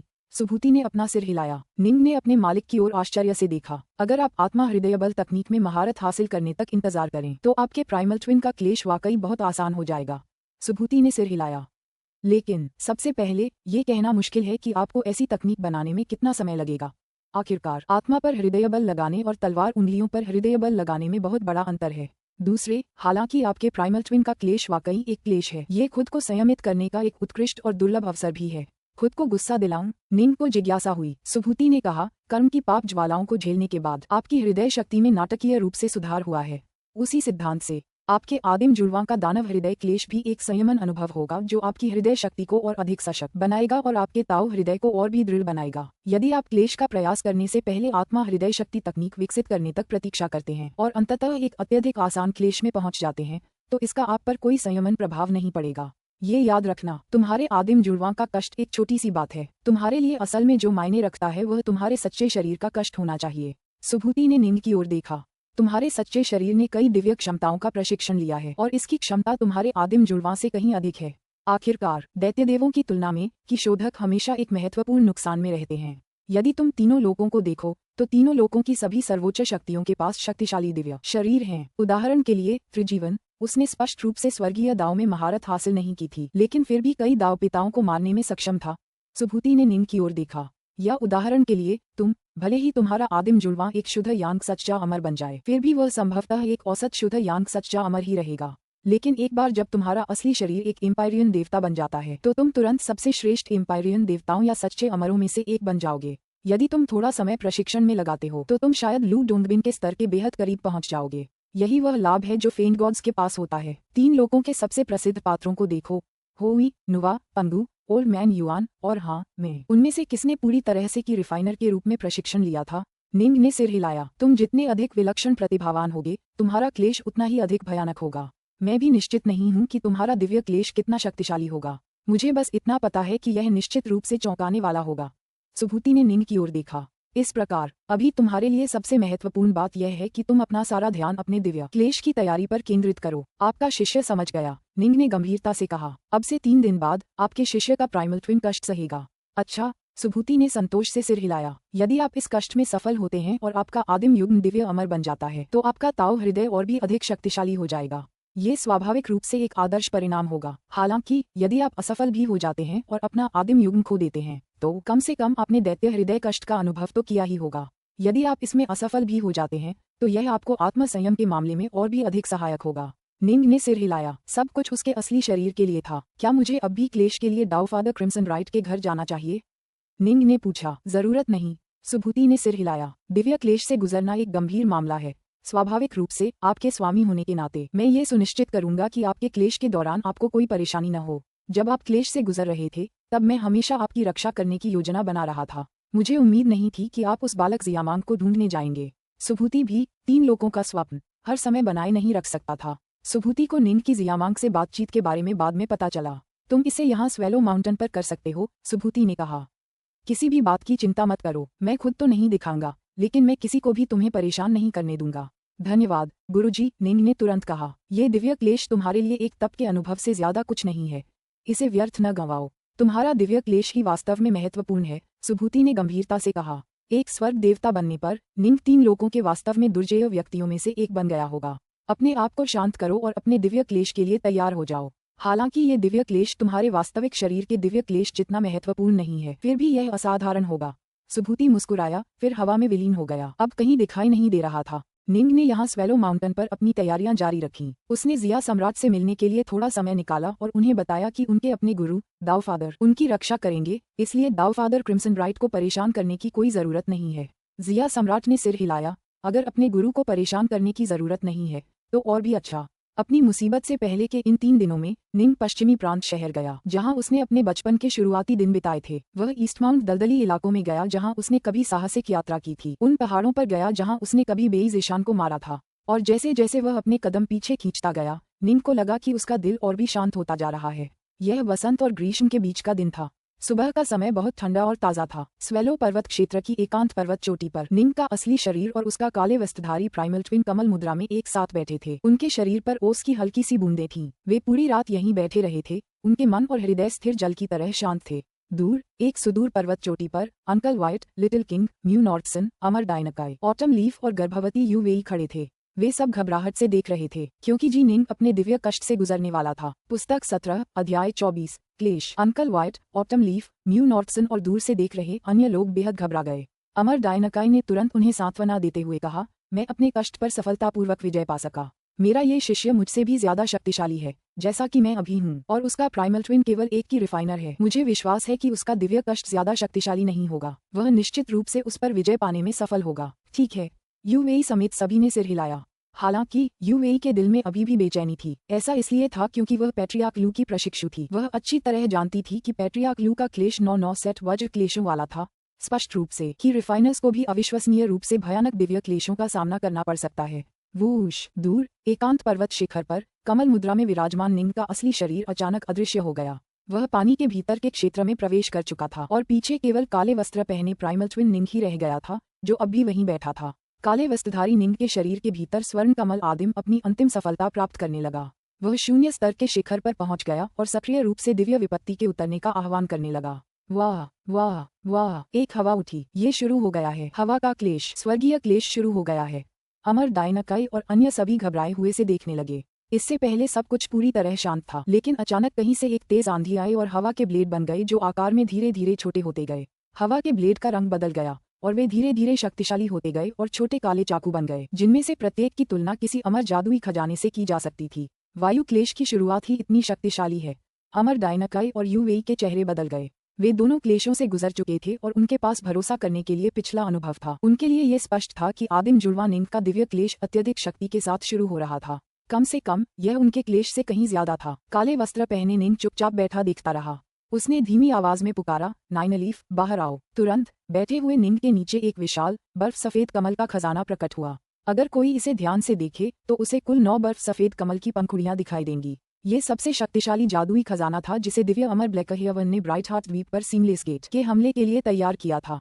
प्रोटोकॉस्मिक आत्मिक खजाना, नाइनलीफ स्नोलोड्स। नाइनलीफ स्नोलोड्स अविश्वसनीय रूप से शक्तिशाली था और दुश्मनों को फंसाने और बांधने के लिए सबसे उपयुक्त था। मालिकविहीन होने पर भी नाइनलीफ स्नोलोड्स प्राकृतिक जगत की ठंडी तात्विक ऊर्जा को सक्रिय करके छोटे छोटे स्नोलोड्स पंखुड़ियां बनाकर अपने दुश्मनों पर बेतहाशा हमला कर उन्हें जकड़ सकता था। और अगर इसका कोई स्वामी होता जो इसे तात्विक शक्तियों से भर देता तो इसकी शक्ति और भी अद्भुत होती। ब्लैकहेवन निंग को बांधने के लिए इस प्रोटोकॉस्मिक आत्मा खजाने पर भरोसा करने की योजना बना रहा था। इससे पता चलता था कि यह कितना शक्तिशाली था। जब ओल्ड मैन युआन ने सीमलेस गेट की सारी सेनाओं का सफाया कर दिया था तो उसने निंग को सीमलेस गेट द्वारा छोड़े गए सभी खजाने दे दिए थे। शुद्ध यांग के खजाने अभी उतने महत्वपूर्ण नहीं थे और निंग उन्हें यू वेई या दूसरों को देने की जल्दी में नहीं था। आखिरकार उसका संकट जल्द ही आने वाला था और उसकी रक्षा के लिए उसका स्वामी मौजूद था, जिसका अर्थ था कि यह समय बहुत सुरक्षित होगा। खजानों का बंटवारा संकट के बाद हो सकता था। जहां तक नाइनलीफ स्नोलोड्स की बात है, निंग ने उसे अपने साथ बांध लिया था। इस प्रकार का खजाना निंग के लिए अत्यंत उपयोगी था और इसे बांधना भी काफी कठिन हो सकता था। यह इस बात पर निर्भर करता था कि प्रोटोकॉस्मिक आत्मिक खजाना नए स्वामी को स्वीकार करने के लिए तैयार है या नहीं। नाइनलीफ स्नोलोड्स की स्वाभाविक रूप से अपनी एक आत्मा थी जिसने एक श्वेत वस्त्रधारी कन्या का रूप धारण किया था। राहु धनुष और जलमग्न क्षेत्र के विशाल भालू ने श्वेत वस्त्रधारी कन्या को अपने वश में कर लिया था और चूंकि जी निंग वास्तव में एक अद्भुत प्रतिभा थी और उसने एक दावफादर को निंग की ओर से लड़ते देखा था, इसलिए उसने झटपट निंग को अपना स्वामी स्वीकार कर लिया। परिणामस्वरूप निंग इस प्रोटोकॉस्मिक आत्मिक खजाने को आसानी से बांधने में सक्षम हो गई। यदि नाइनलीफ स्नोलोड्स अनिच्छुक होती तो उसे बांधना सचमुच कष्टदायक होता। सबसे अधिक संभावना है कि केवल एक शुद्ध यांग सच्चा अमर ही बहुत अधिक समय बिताने के बाद उसे बलपूर्वक बांधने में सक्षम होता। हालांकि एक बार जब वह तैयार हो गई तो निंग उसे आसानी से बांधने में सक्षम हो गया। हुश हुश हुश! निंग अब अपने 9 पत्ती वाले हिमकमल पर विराजमान था। उसके चारों ओर अनगिनत हिमकण प्रकट हुए, जिनमें से प्रत्येक का आकार एक छोटे से हिमकमल के पत्ते जैसा था। हजारों लाखों की संख्या में उन्होंने निंग को पूरी तरह से घेर लिया और उसके आसपास के क्षेत्र की रक्षा की। हालांकि वे सामूहिक रूप से शत्रु को घेरने और बांधने के लिए सबसे उपयुक्त थे, फिर भी उनका उपयोग रक्षा के लिए भी किया जा सकता था। यदि उन्हें किसी बड़े स्थान की रक्षा करनी होती तो उनकी रक्षात्मक शक्ति थोड़ी कम हो जाती, लेकिन चूंकि वह खजाना एक आदि ब्रह्मांडीय आत्मिक खजाना था, इसलिए उसकी शक्ति अभी भी असाधारण थी। Swish swish swish swish swish swish, Ning के चारों ओर अनगिनत अमर तलवारें प्रकट हुईं। उसके चारों ओर हवा में मंडराती रहीं और उसे अपने भीतर समाहित कर लिया। हालांकि निंग ने पहले ही एक प्रोटोकॉस्मिक आत्मा खजाना सक्रिय कर दिया था। पूरी तरह सुरक्षित रहने के लिए उसने अपनी सभी अमर तलवारें छोड़ दीं और जरूरत पड़ने पर बचाव की तैयारी में लग गया। गड़गड़ाहट, पहले तेज आंधी आई, इसके बाद आश्चर्यजनक शक्ति वाली सभी प्रकार की भयानक आकाशीय हवाएं आईं। फिर भी हमले चाहे कितने भी शक्तिशाली क्यों न हों, नाइनलीफ स्नोलोथ्स प्रोटोकॉस्मिक आत्मा खजाना उन सभी को झेलने में सक्षम था। निंग को अपनी तलवार संरचनाओं का उपयोग करने की भी आवश्यकता नहीं पड़ी। पवन विपत्ति का अंतिम आक्रमण आ गया है। दिव्य अमर पवन। अमर डायनकाई और अन्य दूर बैठे दर्शकों ने महसूस किया कि उनके हृदय सिकुड़ गए हैं। दिव्य अमर वायु निराकार और अदृश्य थी। कोई भी जादुई खजाना या मंत्र उसे रोक नहीं सकता था। वाह! दिव्य अमर पवन नीचे उतरा और बिना किसी प्रयास के बचाव कर रहे नाइनलीफ स्नोलोथ्स को पार कर गया।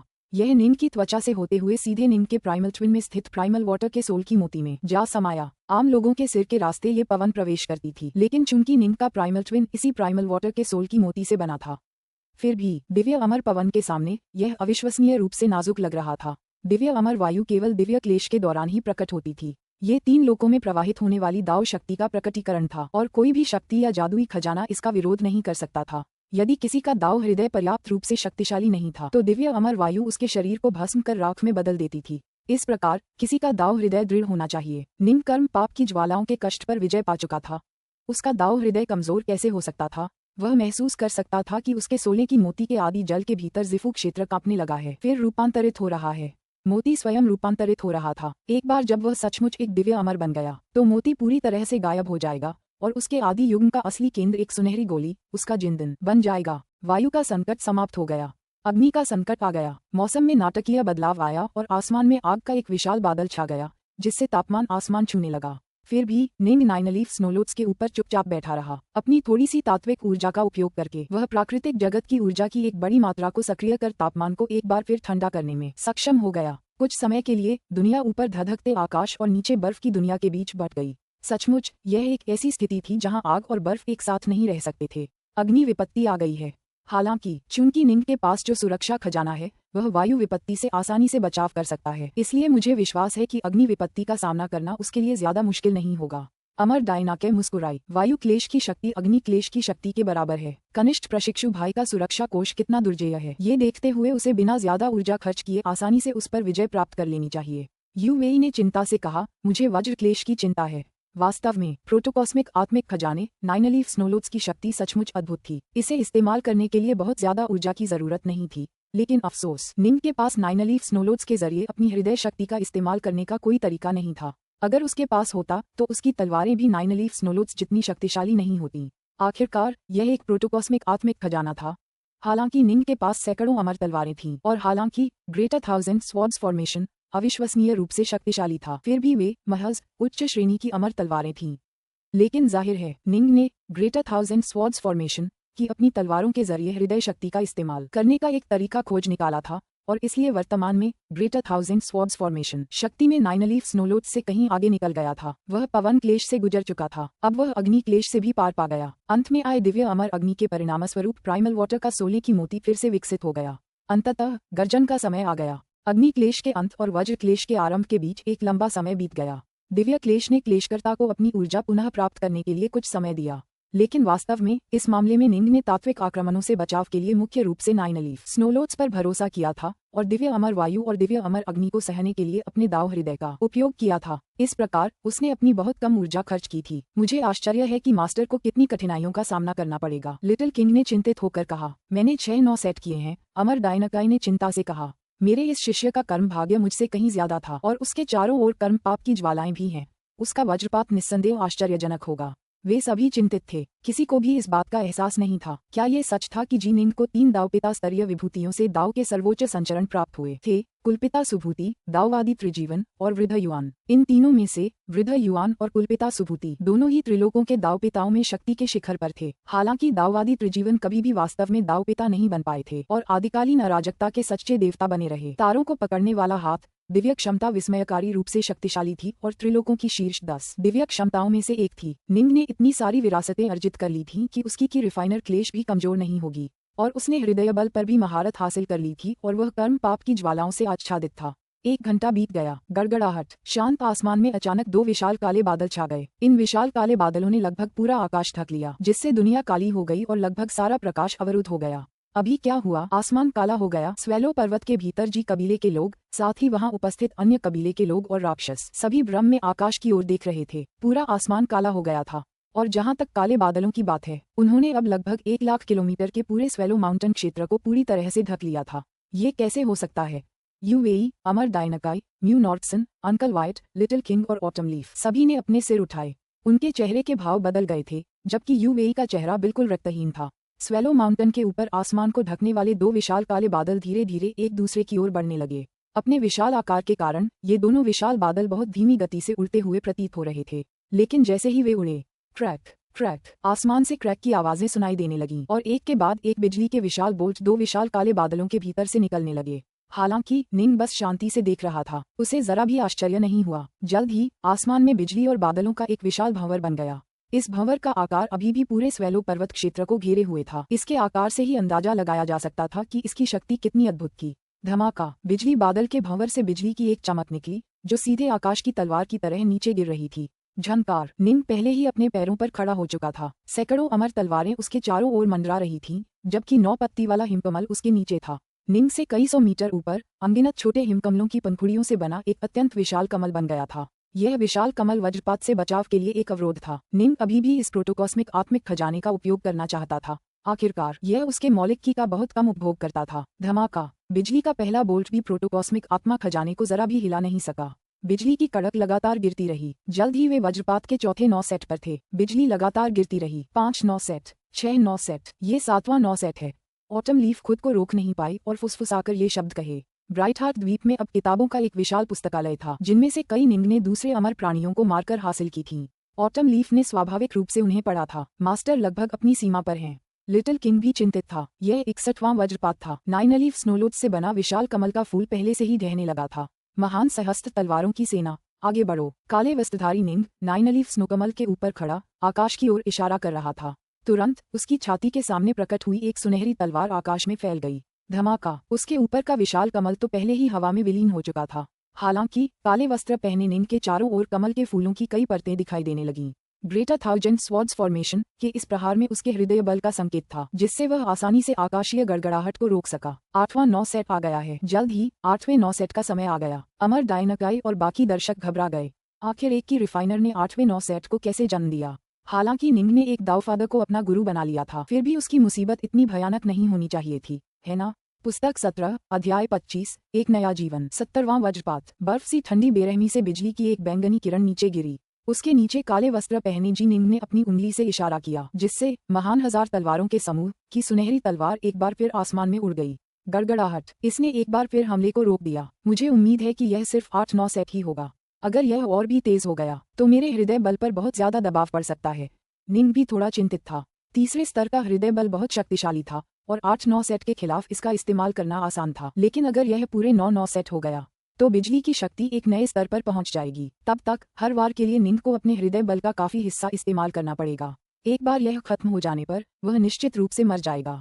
निंग ने कभी सोचा भी नहीं था कि दिव्य क्लेश के वज्रपात के दौरान वह असफल हो जाएगा, लेकिन अब उसे चिंता होने लगी थी। 8वें 9 सेट की शक्ति पहले से ही उसकी अपेक्षा से थोड़ी ज्यादा थी। धमाका धमाका। दिव्य गड़गड़ाहट लगातार तेज होती गई। दिव्य गड़गड़ाहट के इन 2 लगातार प्रहारों के बाद हर कोई, चाहे वह निंग हो या दूर खड़ा दर्शकों का समूह, जिसमें अमर डायनाकाई और यूवेई भी शामिल थे, घबराहट से ऊपर की ओर देखने लगा। ये तो बस जूनियर प्रशिक्षु भाई का प्राइमल ट्विन है। 8-9 सेट काफी होंगे, 9-9 सेट तो नहीं होने चाहिए, है ना?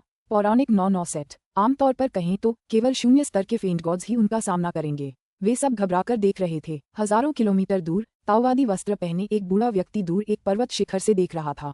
जब उसने देखा कि आकाश में विपत्ति के बादल छट नहीं रहे हैं, बल्कि और भी ज्यादा भयावह मात्रा में शक्ति इकट्ठा करने लगे हैं, तो उसका चेहरा बदल गया। उसने धीरे से मन ही मन बुदबुदाया, मेरे शिष्य के आदिम जुड़वा ने सचमुच 9वें नव समुच्चय का सामना किया है। ये तो बस एक प्राइमल ट्विन है।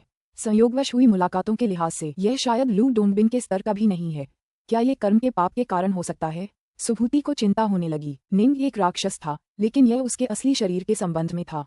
तुलना करें तो उसका प्राइमल ट्विन, हालांकि उसका हृदय बल पर नियंत्रण था, फिर भी वह अनगिनत साल पहले के 0 स्तर के लू डोंगबिन से बाकी सभी पहलुओं में कहीं कमतर था।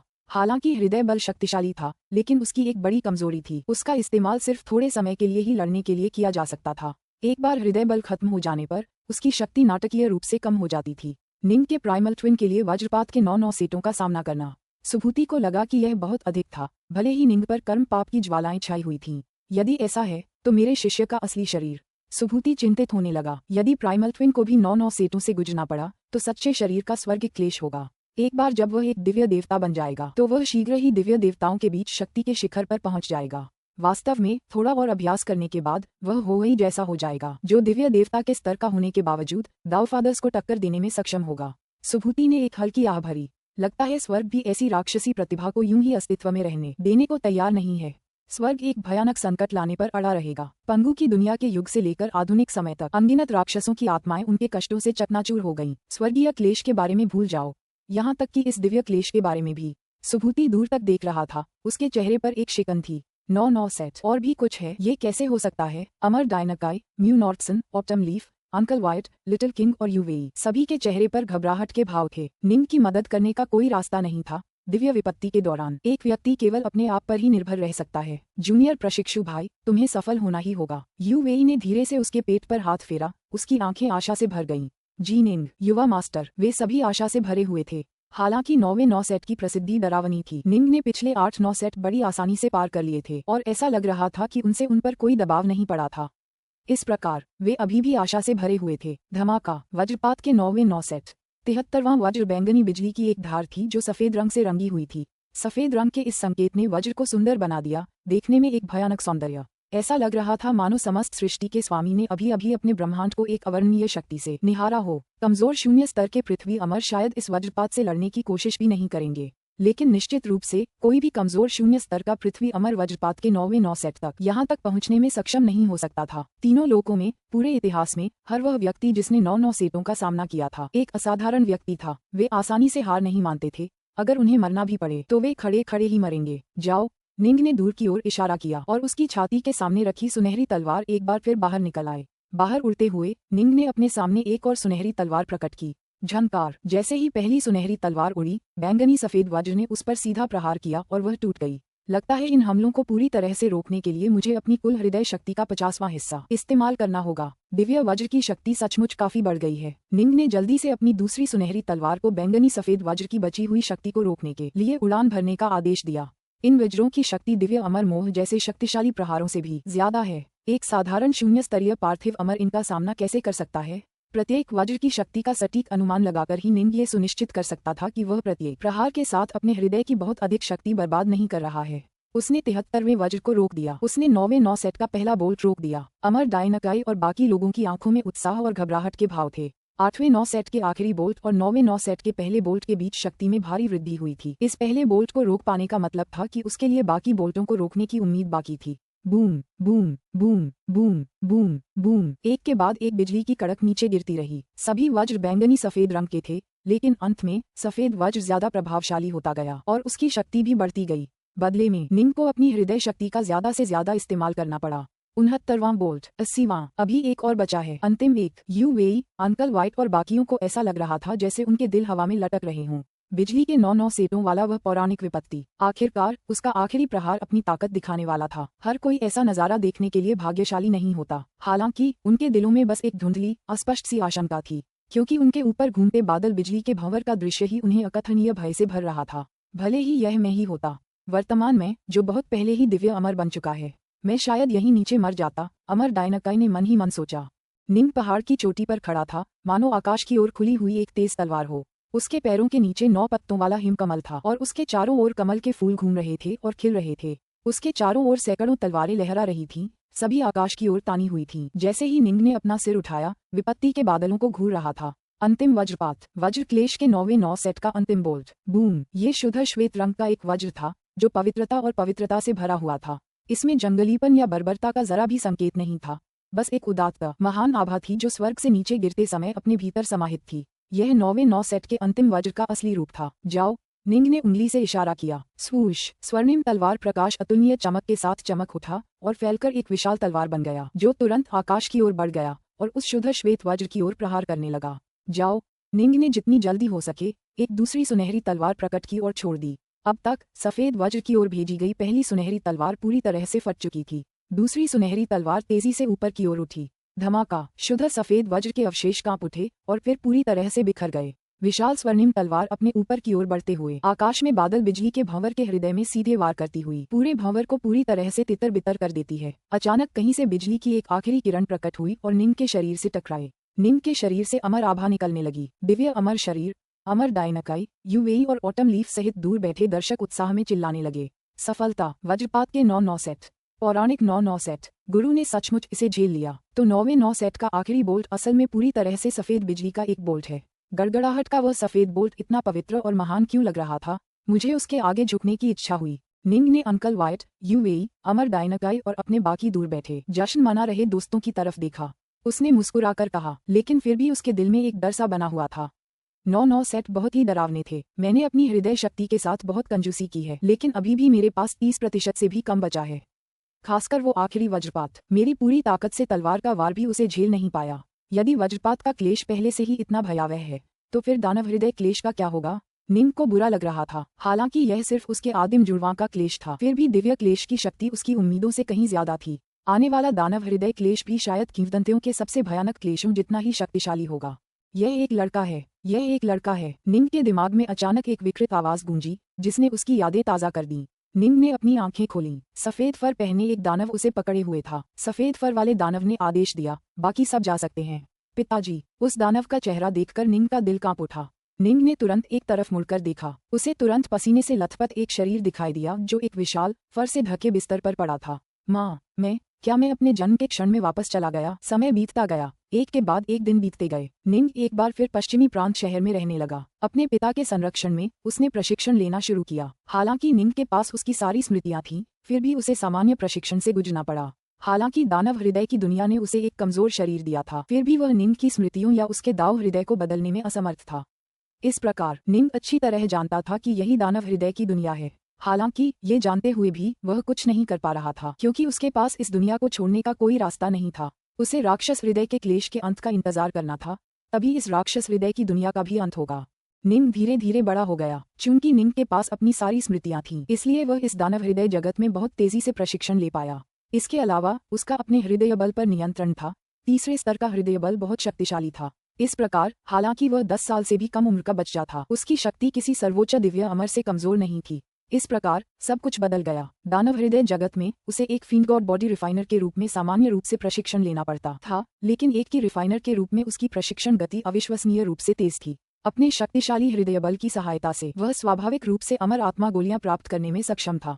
9 साल की उम्र में वह 0 स्तर का पृथ्वी अमर बन गया और अपनी माँ युची स्नो के लिए आत्मा गोलियां प्राप्त की, जिससे वह जीवित रह सकी। एक 9 वर्षीय 0 स्तर पृथ्वी अमर। कैसा राक्षस है ये? दानव हृदय की दुनिया में निंग हृदय शक्ति पर अपने नियंत्रण को छुपाता रहा। हालांकि ये तथ्य कि वह एक 0 स्तरीय पृथ्वी अमर था छिपाया नहीं जा सका, और इस प्रकार 9 वर्षीय 0 स्तरीय पृथ्वी अमर ग्रैंड जिया की दुनिया में प्रकट हुआ। उसकी स्थिति इतनी विशिष्ट थी कि स्टिलवाटर के नॉर्थमोट कबीले ने भी उसे भर्ती करने के लिए किसी को भेजा। हालांकि जिया सम्राट ने उसे अनदेखा कर दिया। ऐसा इसलिए था क्योंकि जिया सम्राट का मानना था कि यह जी निंग किसी महान शक्ति का शिष्य होना चाहिए। यही कारण था कि पुनर्जन्म और पुनर्जन्म के तुरंत बाद उसे अपनी सारी स्मृतियां प्राप्त हो गईं। एक ऐसे व्यक्ति के लिए जिसके पास अपनी सभी पूर्व स्मृतियां थीं, 9 वर्ष की आयु में 0 स्तरीय पृथ्वी अमर बनना कोई अनोखी बात नहीं थी। फिर भी स्टिलवाटर कमांडरी के भीतर पूरी स्थिति बदल गई थी। निंग का रुतबा दिन ब दिन बढ़ता गया। फिर भी आदतन निंग ने जवानी का रूप धारण कर रखा था। निंग, बेटा, श्वेतश्याम महाविद्यालय का एक शिष्य नाइनलोट्स तुमसे मिलने आया है। युची स्नो, जो खुद भी जिफू की शिष्या थी, अपने बेटे से बात करते हुए मुस्कुराए। अब चूंकि स्टिलवाटर कमांडरी में निंग का दर्जा इतना ऊंचा था, इसलिए बहुत से लोग उसे श्रद्धांजलि देने आते थे। जहां तक स्नोड्रैगन पर्वत जैसे उनके दुश्मनों की बात है, निंग ने उन्हें बहुत पहले ही खत्म कर दिया था। नाइनलोट्स। निंग का दिल कांप उठा। दानव हृदय की दुनिया में तो वह अभी तक श्वेतश्याम कॉलेज भी नहीं गया था। नाइनलोट्स क्यों आया था?